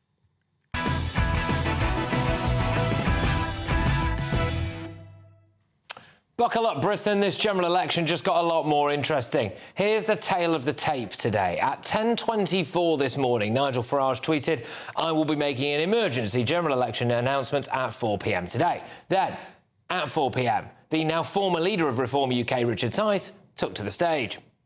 What I'd really like is to invite Nigel to be leader of Reform UK. Absolute delight. He accepted. Then Nigel Farage stands up and says stuff like this. We know that taxes will stay high. We know that mass immigration will continue regardless of which party wins power. We know that people will get poorer, but we also know that crime or fear of crime will get worse. And these are all symptoms of a country that actually is in decline. But can you believe a poll out last week showed that 52% of 18 to 34-year-olds don't even know what D-Day is? But then he dropped this bombshell. But I couldn't help, after each exchange, I simply couldn't help feeling that somehow they felt I was letting them down, that I wasn't standing up for these people in their millions who've stood with me. So I have decided I've changed my mind. It's allowed, you know. It's not always a sign of weakness. It could potentially be a sign of strength. So I am going to stand in this election. Now, Mr Farage thinks that this election is a foregone conclusion. What we also know is the election is over. It's done. Labour have won the election. There is not a contest. Starmer has won this election. Yeah, I mean, he said that a few times, actually. But he does want to lead a revolt. So the really big message here is, what I'm really calling for, and what I intend to lead, is a political revolt. And then, of course, it was time for his trademark flourish at the end, wasn't it? I've done it before. I'll do it again. I'll surprise everybody. Thank you. OK, well, the media proceeded to lose their minds immediately. Are you coming to Clacton at 12 o'clock tomorrow? Answer the question. Are you coming to Clacton at 12 o'clock tomorrow? Is the bus going? I tell you what, I'm going to be in Clacton at 12 o'clock tomorrow. Why do it here in London? Because this is where you all are. And you hate leaving your little bubble, don't you? No, I don't mean that. I think he might have meant that. And despite only being leader for 5 minutes, there were calls for him to tell everyone when he'd resign. You said that you would get more than 4.5 million votes that you did in 2015. Will you resign if you don't get that target? If I don't get that result, I'll go down the pub and have a think about it, all right? And be very disappointed. The latest GB News People polling is this. Labour leads the way with 46%. Conservatives are on 22%. Reform are on 10%. The Lib Dems 8%. The Greens 8%. But obviously that was all conducted and published, as indeed every poll so far has been, before Nigel Farage's announcement, thus rendering pretty much every single bit of polling data so far this election completely and utterly irrelevant. But none of that polling up really matters. It is a new general election now. Nigel Farage will stand for reform in Clacton. He is now the leader of Reform UK, and he says that he will be for the next 5 years. The question is this: what impact will this have come July 4th? Before I go to my wonderful, magnificent panel on this, I am joined now by former Labour MP Stephen Pound. Look, all the noise here is that he's going to give Sunak a kicking and the Tories are finished and this, that and the other. It could well be quite bad news for Labour, actually. Well, of course it could. I mean, the thing about Nigel Farage is he cuts across every single demographic. And there's a lot of people in Labour seats who actually have a great deal of sympathy with it. But, Patrick, here's the scenario. Just think about this for a moment. The day after the election, or sorry, when Parliament is recalled, there may be 66 Tory MPs, far too many in my opinion, but, you know, there probably will be rather more than that. But imagine there's only 100 Tory MPs and Nigel Farage is sitting there. Do you not think that group of people who've just been hammered at the polls, who've seen almost an extinction event similar to what happened to the Canadian Conservatives, do you not think that they'll coalesce around Nigel Farage? Do you think they'll coalesce around someone who is a winner, assuming he does win? And I think this could actually be an extinction event for the Conservative Party and the birth of a reform Conservative Party. And that's going to hit Labour, no question about that, but by God, it's going to bury the Conservatives. Yeah, but I mean, where do you think it's going to hit Labour? Presumably the Red Wall, etc. Because Keir Starmer's now getting it from both angles, isn't he? He's getting it from the Diane Abbott Brigade, he's getting it from the Pro-Palestine Brigade, and now he might get it from the working-class Brexiteers as well. Well, I don't think there is a Diane Abbott Brigade, to be perfectly honest. Well, I saw what happened outside Hackney Town Hall, and Ngozi Falana is one of them. I hear what you're saying, but look, if you're going to stand up for politics, you're going to get assailed from various quarters. If any politician had 100% of the support from every person in the country, there'd be something seriously wrong, or they'd be putting something in the water, to be perfectly honest. Keir Starmer's big enough and strong enough, he can take care of that. But the reality is that there will be some Labour voters who will be attracted to what Nigel is saying. Because Nigel Farage, after all, up there with Thatcher and Blair as the truly influential politicians of the last 20, 30 years. And he does cut across. So it's not just bad news for the Tories. It could be bad news for Labour. But believe you me, it's not half as bad for us as it will be for the Tories. I mean, I am reading the latest news tonight, and this literally came through to me whilst Polly was delivering the headlines there, and it is actually quite fascinating. This has just landed tonight. Apparently Tory aides have admitted that the party is, quotes, finished now that Nigel Farage is standing as an MP, and they expect defections to Reform UK very soon. And there were some interesting tweets doing the rounds earlier on from a couple of Conservative MPs with things like the words "much to ponder" on. Do you expect that we might see some Tory defections here? Well, much to ponder. You know and I know what that means. We're just going to test the weather and see whether it's worth jumping ship. Because don't forget, would Reform take them? Would Nigel Farage take them? But isn't it interesting that the branding on the Conservative battle bus has 3 colours on it, and the middle one is absolutely, totally identical to the Reform colour, that shade of blue. You've got 3 stripes on it. Look at the middle one. It's Reform. I think there's something going on here. But the problem could well be, though, as you well know, the problem could well be that by the time we are 5 years into what looks very much like a Labour government, Keir Starmer and your lot will have loaded the dice by letting kids vote. Do you think that's not going to make a huge difference? I mean, they've got voting at 16 in Scotland, and there's more Tory MPs in Scotland than there have been for years. To assume that everybody between 16 and 18 is going to somehow, vote Labour. It's like I think the latest polling... No, seriously, on the way into work this morning, I was looking at this. The latest polling suggests that if voting was just conducted by the 18 to 25-year-olds, there wouldn't be a single Tory seat. Well, if that's assuming that they'd actually get up and vote. But, I mean, when many buses from the schools, Stephen. I'm telling you now, many buses from the schools. When we reduced the voting from 21 to 18, everybody said, that's it, Labour are going to be in forever. It didn't make a blind bit of difference. There's plenty of Conservatives at that age group. And as I said, in Scotland, you've got more Tory MPs than you've had for years, and you've got voting at 16.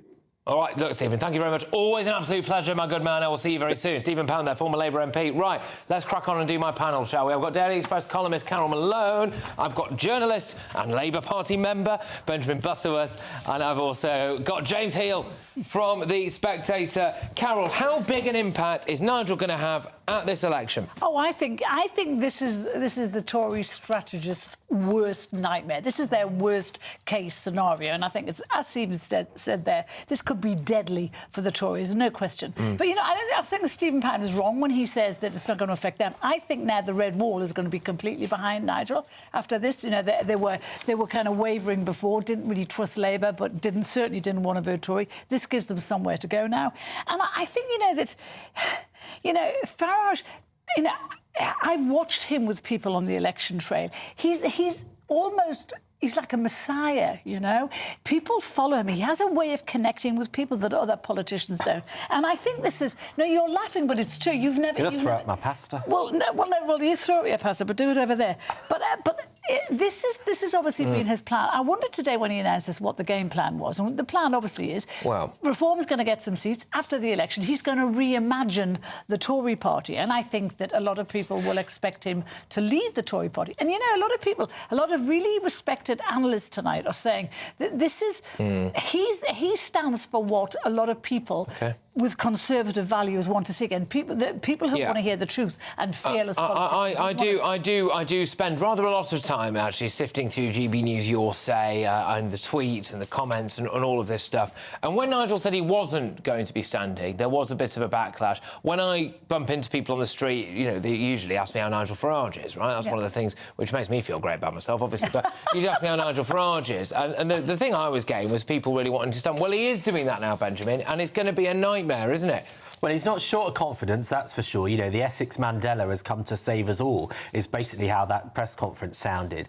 But I would never, underestimate the ability of Nigel Farage to lose elections. You know, never has a man had so much publicity, so much funding and so much opportunity lost so many elections. Well, hang on, there were a couple of European elections that I seem to remember him doing rather well in, under Brexit result. And things have changed since UKIP. Reform is a different party, and he's now... And can I just say, I think it's really decent of Richard Tice to stand aside and let him lead, because this is the best thing for the party. I mean, I said to Richard Tice earlier, you were the future once. You know, all this party is regurgitated UK. It's just old 70s, 80s right-wing politics, and it is failing for the Tories, and it will fail on steroids for Reform. Well, go on, James, your view on this then, come on.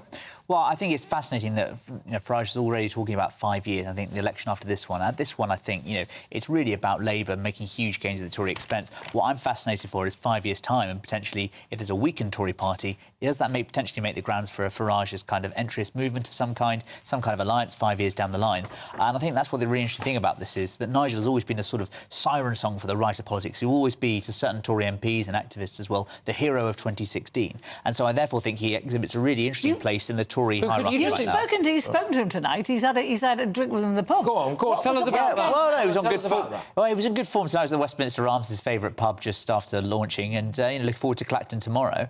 But he thinks there's something happening out there, which is quite interesting. You know, talking to, he says it's different from previous ones. And I do think what's interesting is that, unlike, say, in 2015, when he stood at Thanet South, and it was obviously a Tory machine which sort of took him out there, now the Tory party's in a much, much weaker position. And so I think it's going to be a real 50-50 race between him and Giles Whatley and Clacton for that seat. I mean, I do think he has a much better chance this time, because, you know, it will affect Labour, but nothing like the way it affects the Tories, because their vote is so soft. Because this election isn't about policies, it's about punishment. They will vote for anybody they think can punish the Tories hardest. And if that means Farage and Clacton, I suspect it's possible. There was a survey done in January, wasn't there, where it says that if he stood in Clacton, this was back in January, that he would beat the Tory incumbent by 10 percentage points. That's got to be more than double. Well, I thought the most interesting answer today was when Karen Baddock in the morning said that she wouldn't welcome Farage into the party after the election, and I think that's going to be a real dividing line come the next Tory leadership. Well, it's a good thing that you all say this, because next we do have a Conservative candidate, formerly known as an MP until the election was called, so I can put a lot of this stuff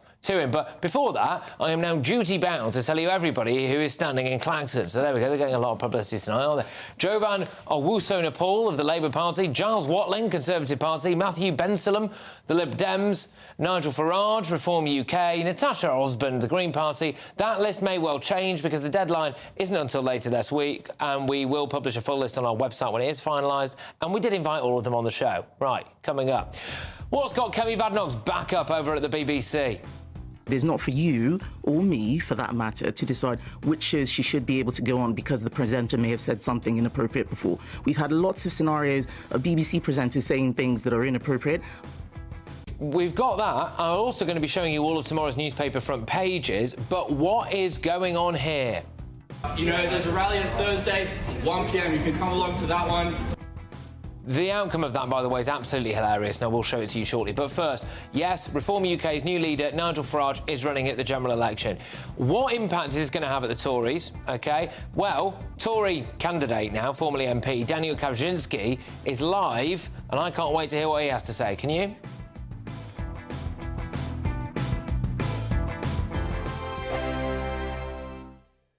We're GB News, and we come from a proud tradition of British journalism. That's why I'm so excited to be here. It's something so new. The first news channel to be launched in Britain in over 30 years. Launched to represent the views of the British people. To go where other broadcasters refuse to go. How did you find out about the story in the first place? Launched with one aim. To be the fearless champion of Britain. It's an absolutely fantastic atmosphere here. This is GB News.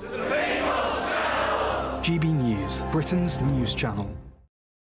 If you want your news to be straight talking, this is a nightmare for the Conservatives again. Down to earth. It's not just Nottingham where this is happening, is it? And most importantly, honest. Hard-working, middle-class taxpayers, they'll get their book thrown at them. Then catch me, Martin Daubney, Monday to Friday, 3 till 6 p.m. on GB News, Britain's news channel. Every Saturday, 10 till 12, we'll bring you all of the news that you need to know. We'll also remind you that there is so much to smile about. It's my favourite time of the week. I get to relax, enjoy some light-hearted stories, and let Ellie teach me about fashion too. That's Saturday Morning Live, every Saturday, 10 till 12. Only on GB News, Britain's news channel. Nana Queer, weekends from 3 p.m. Angela, it's been a busy old time for the Royals. It has been a very busy old time. I thought I would start with Prince William. He was doing the third of the 3 garden parties that were going on, and it was pouring with rain. For the King Charles, it was beautifully sunny. This was pouring with rain, and you think it would be very sad he's not with his wife. I thought he did a brilliant job because he got all his cousins together. They all dressed up absolutely beautifully, and they were very keen to be friendly and chatting. They even were chatting round to everyone. It doesn't mean they're going to have an important place within the royal family when he takes over, but it was just very nice. And Zara, I thought, looked stunningly beautiful with a pink hat, white dress with pink buttons on. She looked absolutely lovely.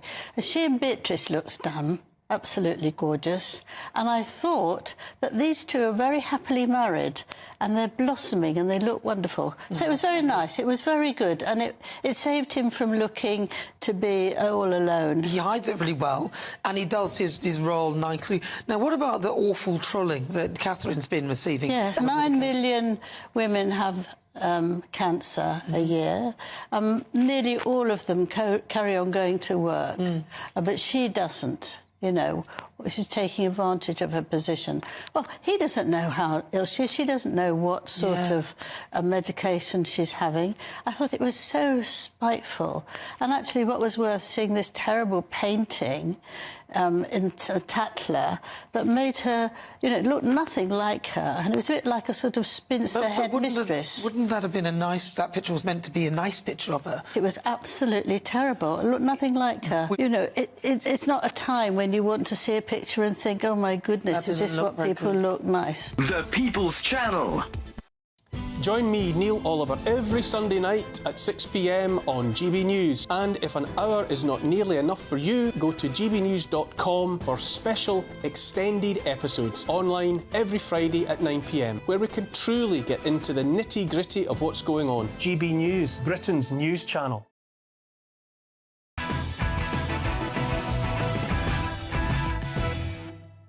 Welcome back to Patrick Christys tonight. All of tomorrow's newspaper front pages are coming in very, very soon. But yeah, look, hey, the big story of the day is this, isn't it? Nigel Farage sent shockwaves through British politics by announcing he will not only become leader of Reform UK, but he will be standing in Clacton. So the really big message here is what I'm really calling for, and what I intend to lead, is a political revolt. Yes, a revolt. A turning of our backs on the political status quo. It doesn't work. Well, Farage's announcement is a huge headache for Rishi Sunak, with an exclusive GB News poll today revealing that the new Reform UK leader is the favourite to replace Rishi Sunak among 2019 Conservative voters. I am joined now by the Conservative Party candidate, Daniel Kawczynski. Daniel, look, thank you very, very much. This is the nightmare scenario for you, isn't it? Well, I think the way in which Nigel has, last week he wasn't standing, this week he is standing for a seat, and all of a sudden he's going to be leader of Reform. I watched your interview with Mr. Tice. Apparently the deputy leader of Reform wasn't aware that Mr. Farage was going to become the leader. I think the conduct in which he has self-crowned himself as leader would make a dictator of a banana republic blush. I mean, these are not things that happen in normal, mature political parties. OK, but I get that, Daniel, I get that, but it has happened and now you have to deal with it. So how on earth do the Tories deal with it? Because Nigel Farage appears to be incredibly popular. Reform are polling at 12%. I mean, the Tories are potentially heading to be in the third party, aren't they? Well, we have just become the world's fourth largest exporter in the world. How have we managed to do that? Quite an extraordinary achievement. We've just moved up 3 rankings and become the world's fourth largest exporter. The media don't really talk about the successes of this country. But exports are absolutely critical to our nation.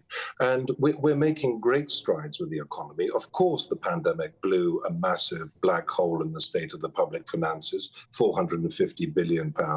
But we are turning round the economy and going from strength to strength. And the counterintuitive behaviour of Mr. Farage is very worrying, because he is splitting the right in this country. And if he facilitates a Starmer government with a large majority that will inevitably attempt to... But his line, Daniel, is that the Tories were facing oblivion anyway, and you were, weren't you? So what difference does that make? And can I ask, Kemi Badenoch has said that she wouldn't want to be a Tory MP under a party that Nigel Farage was a member of. If Nigel Farage joined the Conservatives, would you leave? Well, I certainly wouldn't. I mean, I could never imagine Nigel Farage becoming leader of the Conservative Party. So, you know, that's a hypothetical question. And I know that he would never want to lead the Conservative Party. You know, that's a very hypothetical question. But I go back to my earlier point. This is a Herculean battle of wills with a socialist. And Sir Keir has described himself as a socialist. All socialist governments have increased unemployment. All socialist governments have run out of other people's money.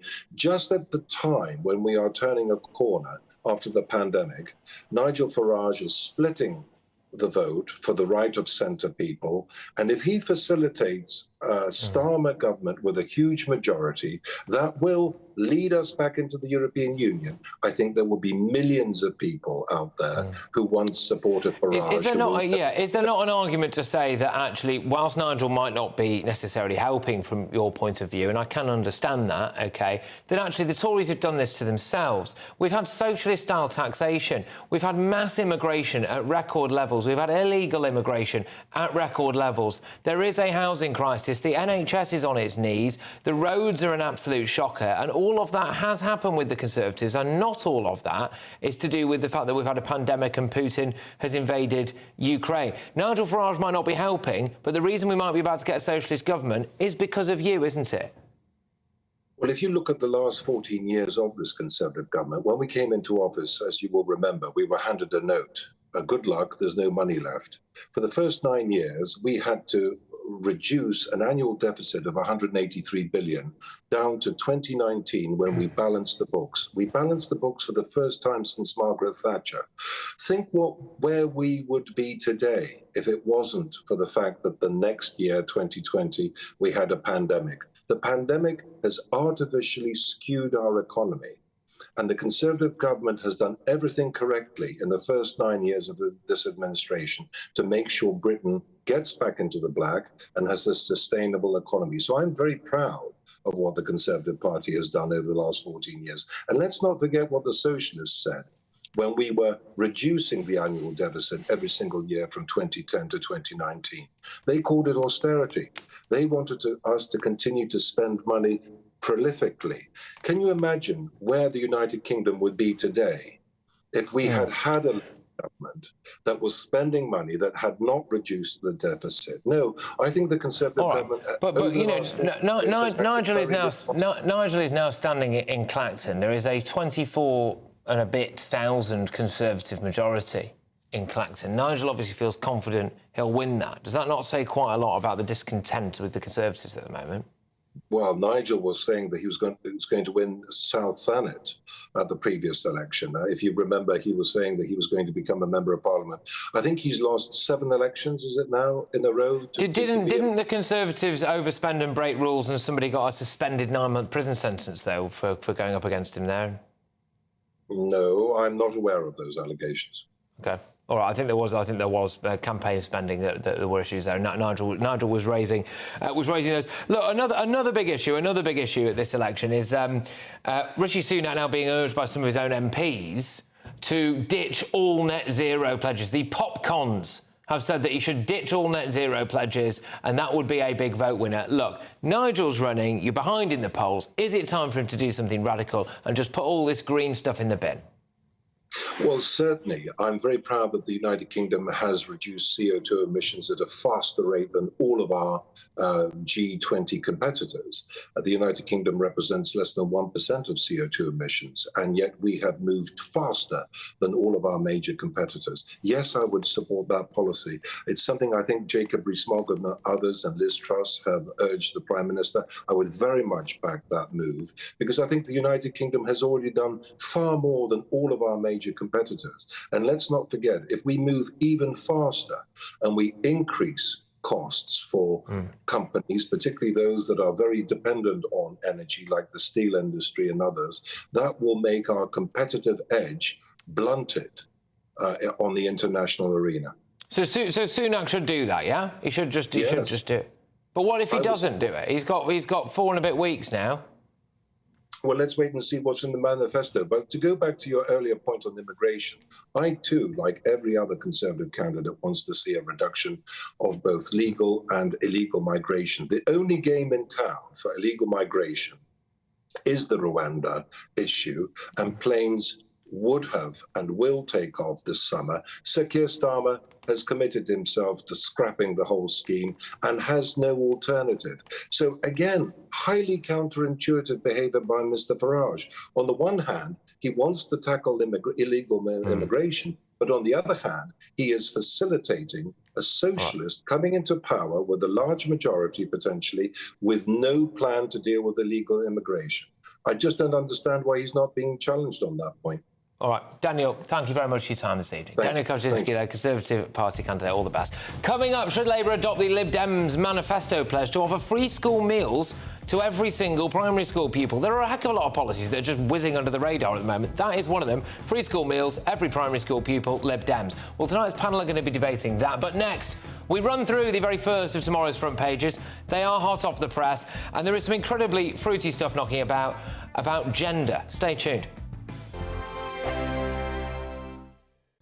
Hello again. Very good evening to you. Here's your latest GB News weather update brought to you by the Met Office.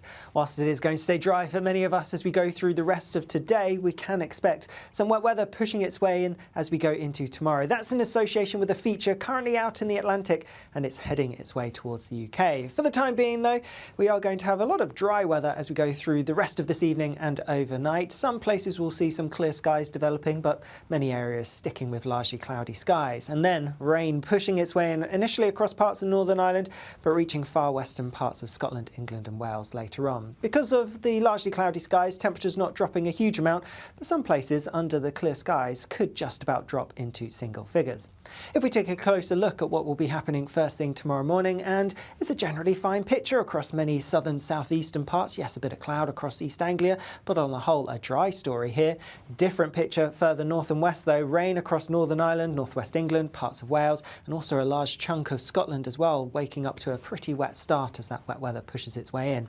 Eastern Scotland may be clinging on to some fine weather for a little bit longer, but across far northern parts of Scotland, here there will be some hefty showers around, and some of these could turn pretty heavy, possibly even thundery as we go through the day. The rain is gradually going to make its way southeastwards, but southeastern parts of the country likely to stay pretty dry by the time the system arrives here. It will have broken up so much that I'm only expecting 1 or 2 spots of rain, if anything. And in the southeast, temperatures still on the warm side, highs of around 22-23 Celsius, but something markedly fresher towards the northwest behind the front. As we look into Wednesday, it is going to be a showery day, particularly towards the north and west. That's where the showers are coming from. Some of them could be heavy, possibly even thundery, maybe even a little bit of snow over the highest ground of Scotland. But further south, it's looking dry and brighter. A similar picture on Thursday, but I think by Friday, the showers are going to be a bit more widespread. Bye-bye. In the GB newsroom, we bring you the news as it happens. With our team of dedicated journalists across the UK, GB News brings you accurate reporting of the day's topical agenda. When the news breaks, wherever and whenever it's happening, we'll be there. This is GB News, the People's Channel, Britain's news channel. I'm Nana Acquia. This is GB News, Britain's news channel.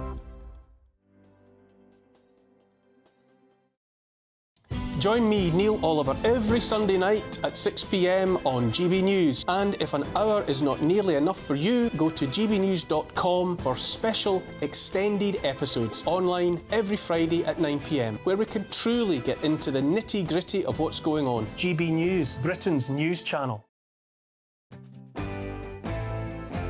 I'm Emily Carver. This is GB News, Britain's news channel.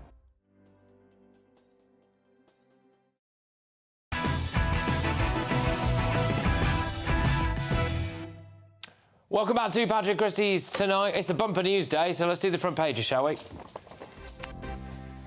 Starting with the Metro, Tories face a record rout. YouGov poll predicts historic Labour win.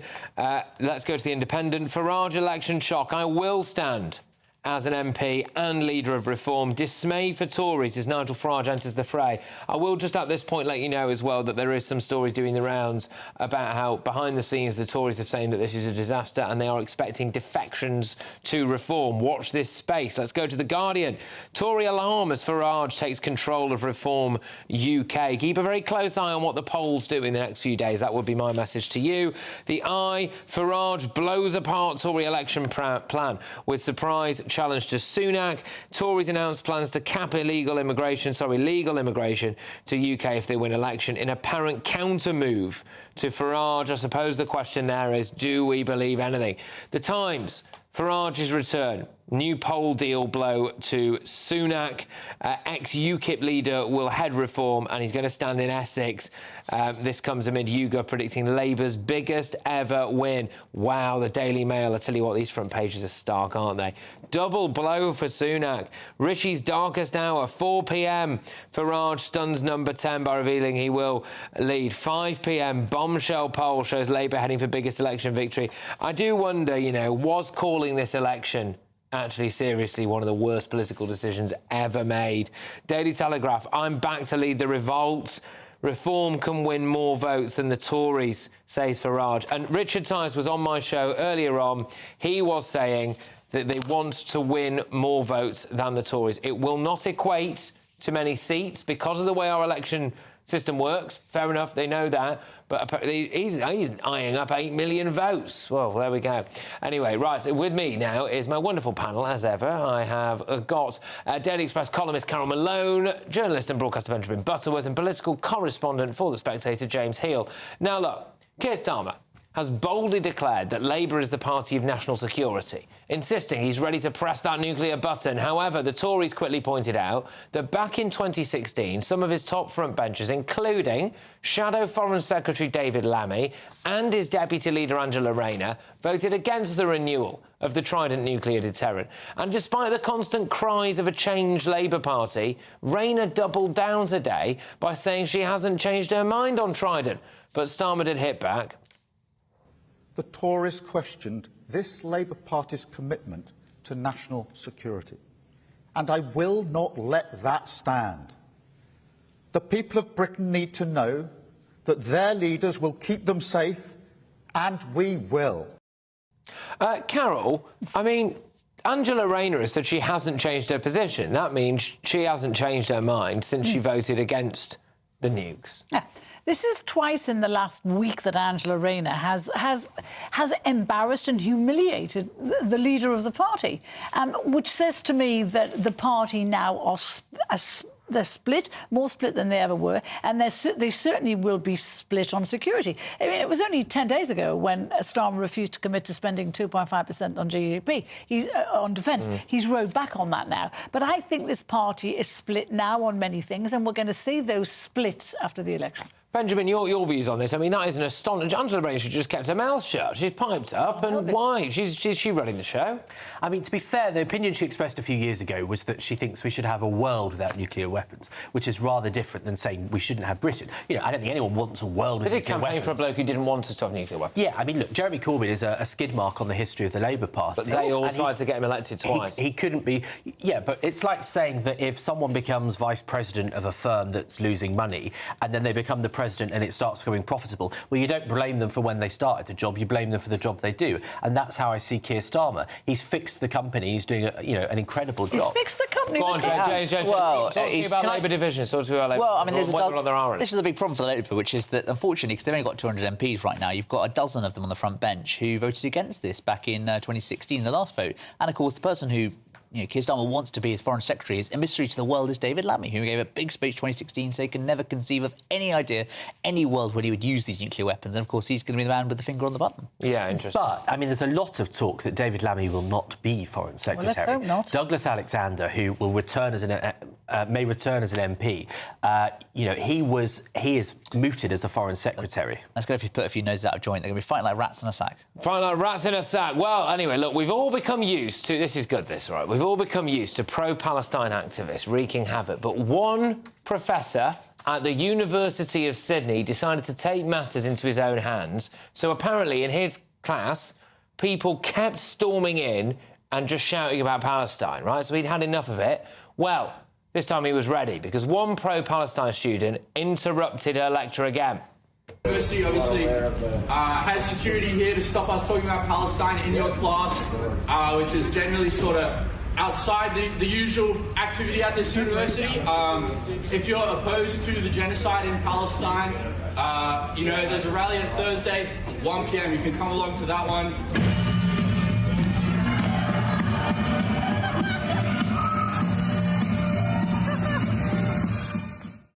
Oh, fantastic. Love it. Anyway, right. Now, Kemi Badenoch came out all guns blazing on her media round today, proving that she isn't willing to take any nonsense from the establishment media during this election campaign.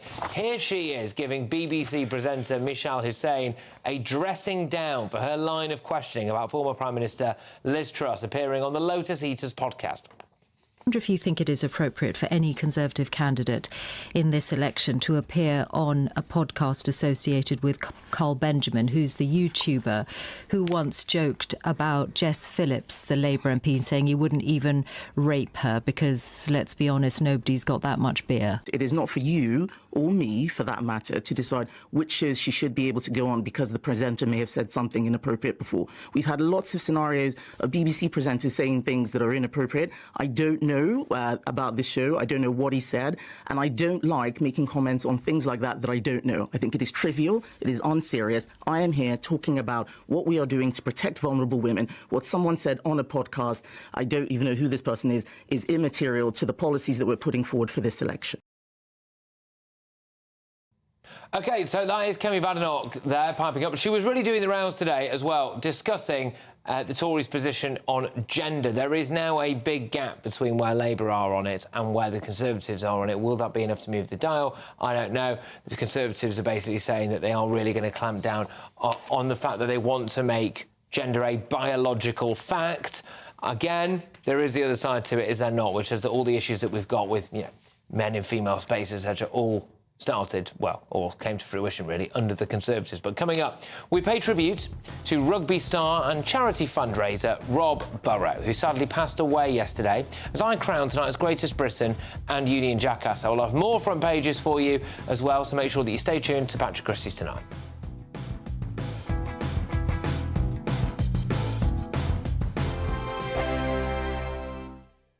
Headliners. Tomorrow's papers tonight, every night from 11 p.m. The Washington Post estimates that $50 billion was pledged by giant corporate donors over the last few years. Mega funders like George Soros, who dropped $220 million into fancy non-profits, and a lot of ordinary people sent in small donations. So where did all this money go? I mean, small organisations were raising insane amounts of money just through QR codes, sticking them up on posters and on the internet, on social media, and getting huge amounts of money. Where did it go? Well, we can see that quite a lot of it got spent on fun stuff for the organisers. So, I mean, Patrice Cullors, the founder of Black Lives Matter, was we know that she bought, or Black Lives Matter on her behalf bought this luxury villa that she's like, oh, we're going to use it for community workshops or whatever. Yeah, that, and living in, and also her brother's business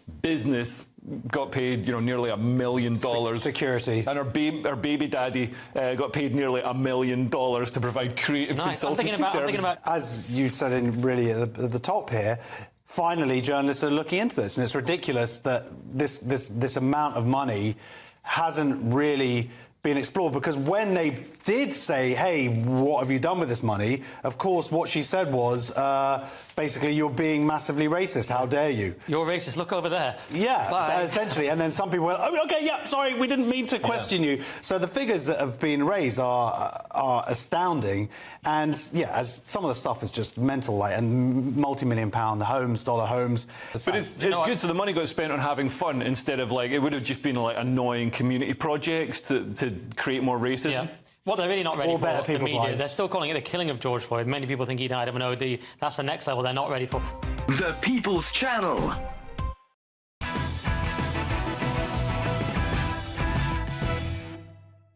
Welcome back to GB News. I have a few more front pages for you. Let's do it. It's two, actually. Daily Express, vote for Farage is more likely to end up with Starmer in number 10. Look, we've been hearing this. That is the Conservative line. That is an exclusive interview with the Prime Minister. The Tories are just saying if you vote for Farage, you get Labour. The counter to that is you're going to get Labour anyway. The Mirror, Sunak's election crisis, mega poll predicts Conservative wipeout, total meltdown. That's the headline they are going for. But I'm joined again by my wonderful press pack. It's Carol Malone, it's Benjamin Butterworth, and it is James Heal as well. Now, look, let's have a little bit from Ed Davey, shall we? Definitely not for legal reasons. Ed Davey is keen to dish out hot dinners to children in need after announcing his free school meal pledge. I'm determined, in the way that Marcus Rashford managed to do for a short period, to take on that mantle as the Liberal Democrats and argue for more free school meals. Insert jokes here about Marcus Rashford missing several open goals this season, but the Lib Dems have challenged Labour to match their £500 million pledge to deal with the nation's hungry child crisis. With the government providing free school meals for 4 to 7-year-olds, apparently, and only to older children meeting poverty requirements, there's an estimated 900,000 children not benefiting from a free school meal. James, is there any point to this policy? Of course there is, yeah. It's trying to put Labour on the back foot and make all their activists feel good. I mean, I think the danger is, of course, is that it ends up being a bung to the middle classes who don't actually need the money. I think the money should be targeted. It goes to actually people who need the free school meals. And I think we've already got an existing scheme. Why not look at expanding that rather than going for a massive thing like the Lib Dems have done here? Yeah, why should middle-class kids get a free school meal? What's the point? Means testing. Well, based on the Lib Dems' history of policies on education, they'll probably end up tripling the price of school meals instead, after what they did with tuition fees. Can I just say also, at the Daily Mail front page, Nadine Dorries says death is not the end, which I think is pretty fitting for a Conservative politician. What's that got to do with free school meals? I'm just commenting on the papers. You just get your joke in before. Never mind the show. Why should? It's ridiculous. Someone on a couple on $100,000 a year with a couple of kids under age 5. Why should they get free school dinners? Why should people like me be paying for other middle-class people with their kids?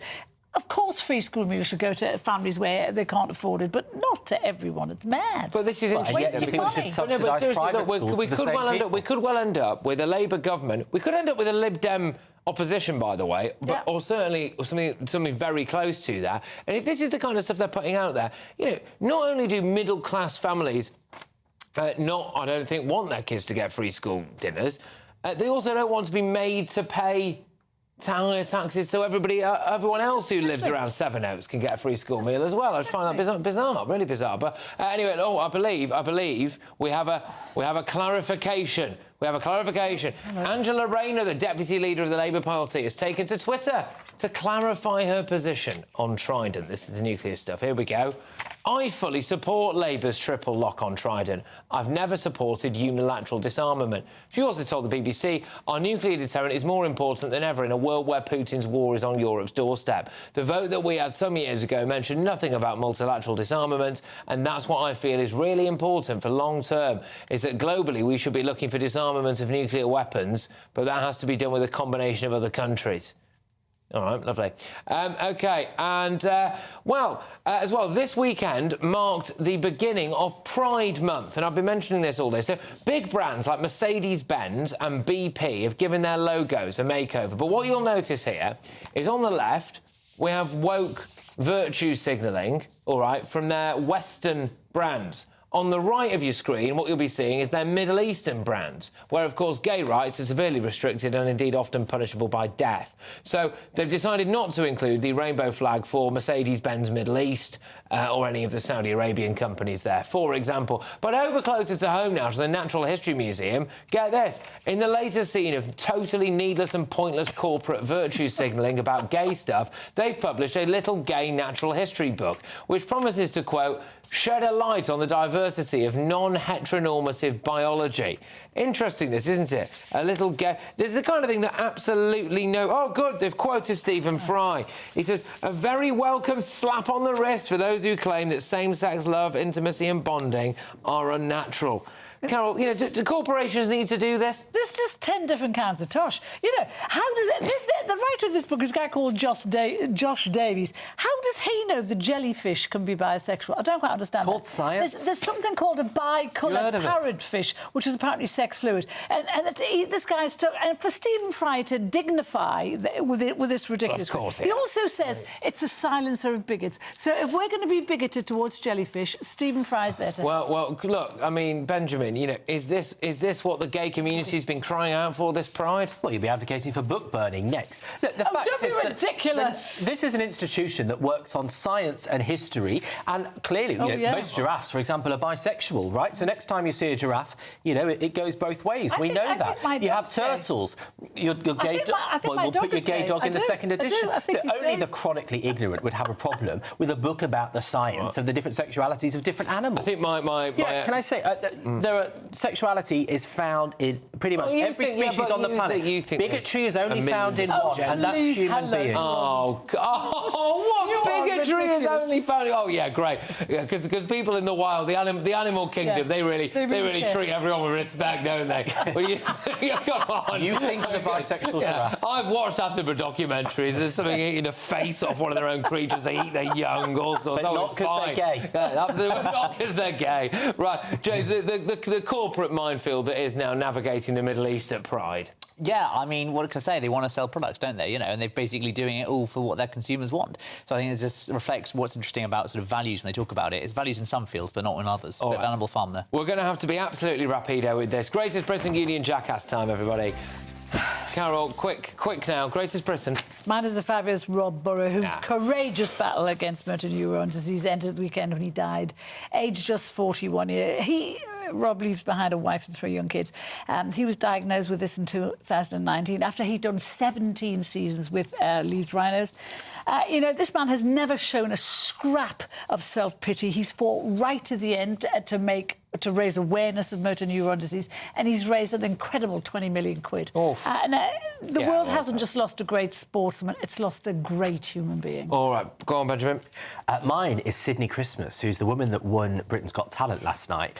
And I don't usually care for these shows these days, but, I mean, she is somewhere between Stacey Solomon and Hannah Waddingham. She's just brilliant. Go on. Mine's Jude Bellingham for winning the Champions League this weekend. Hopefully going to win the Euros, and I think you'll give Rishi Sunak a lesson in media management too. Oh, 100%. Right, OK, well, the winner is Rob Burrow for being just such a fantastic human being. Now, we've got Union Jackasses, Carol. Mansfield Schofield, the disgraced ITV presenter who left this morning in disgrace, having had an affair with a young runner and lied about it. And now he's enlisted as his manager, his daughter Molly, which is astonishing. I mean, I just found it. Maybe no one else will employ him, I don't know. But she was actually in the office of YMU, who represented him, when he went on telly, Schofield, and told the world about what had happened. I just think it's a bit off to employ your daughter to reinvent your image. It's not right. OK, go on very quickly. Well, the lawyers will be on email.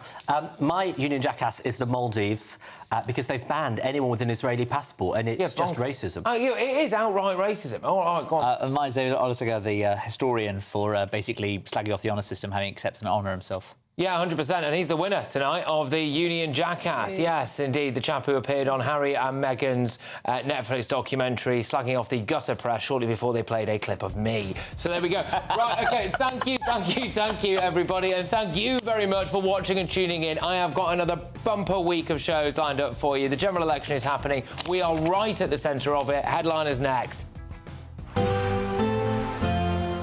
A brighter outlook with Box Solar, sponsors of weather on GB News. Hello again. Very good evening to you. Here's your latest GB News weather update brought to you by the Met Office.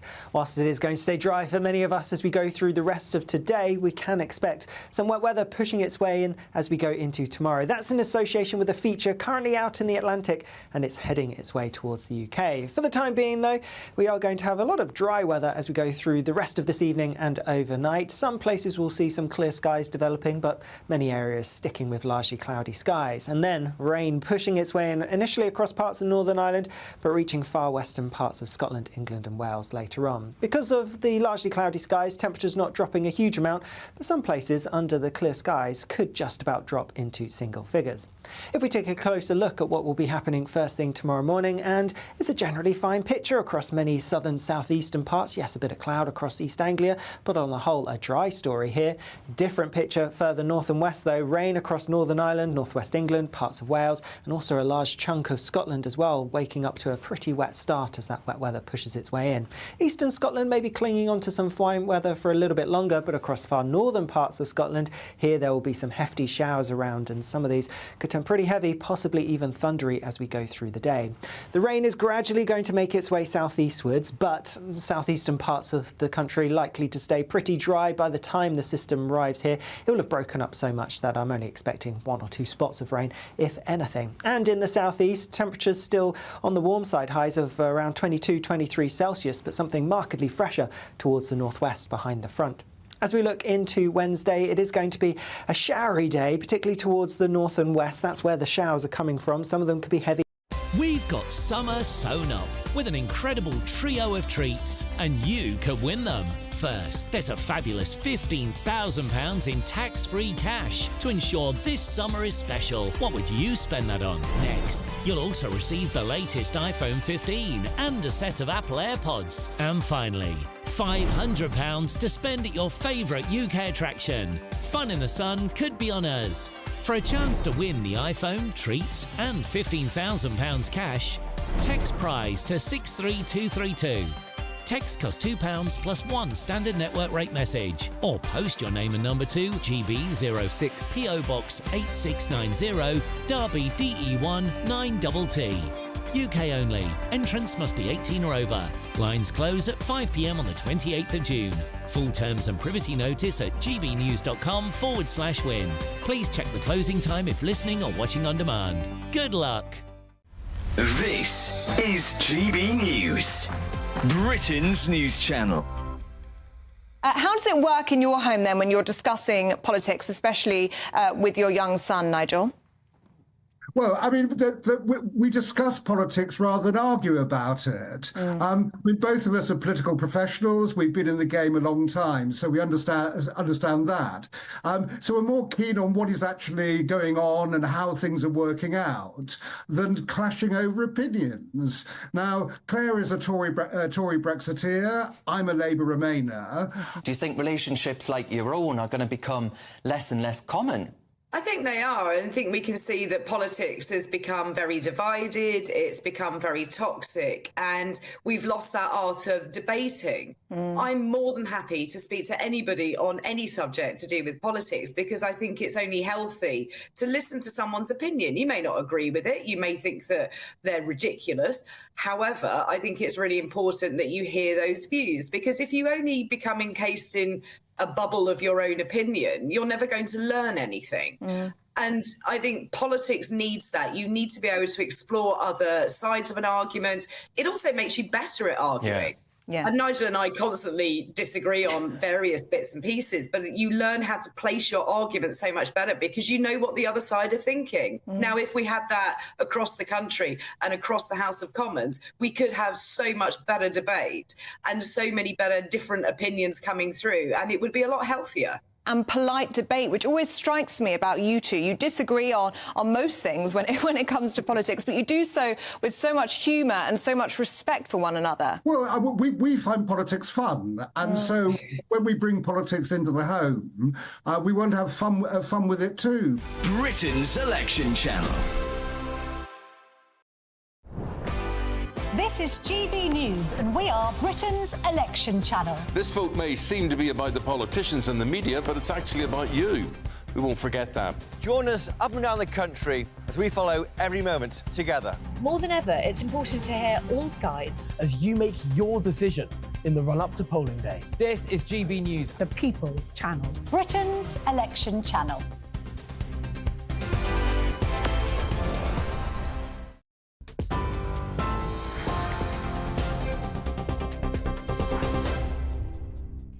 It's 11 o'clock, you're with GB News. In a moment, headliners. But first, let's take you through the latest news headlines. And the top story tonight, Nigel Farage has said he will stand as the Reform UK parliamentary candidate for Clacton in Essex in the general election. Speaking at a news conference this afternoon in London to confirm his change of heart, Mr Farage also announced he'll take over as leader of the party. So I am going to stand in this election. I'll be launching my candidacy at midday tomorrow in the Essex seaside town of Clacton. So midday tomorrow, Clacton, at the end of the pier.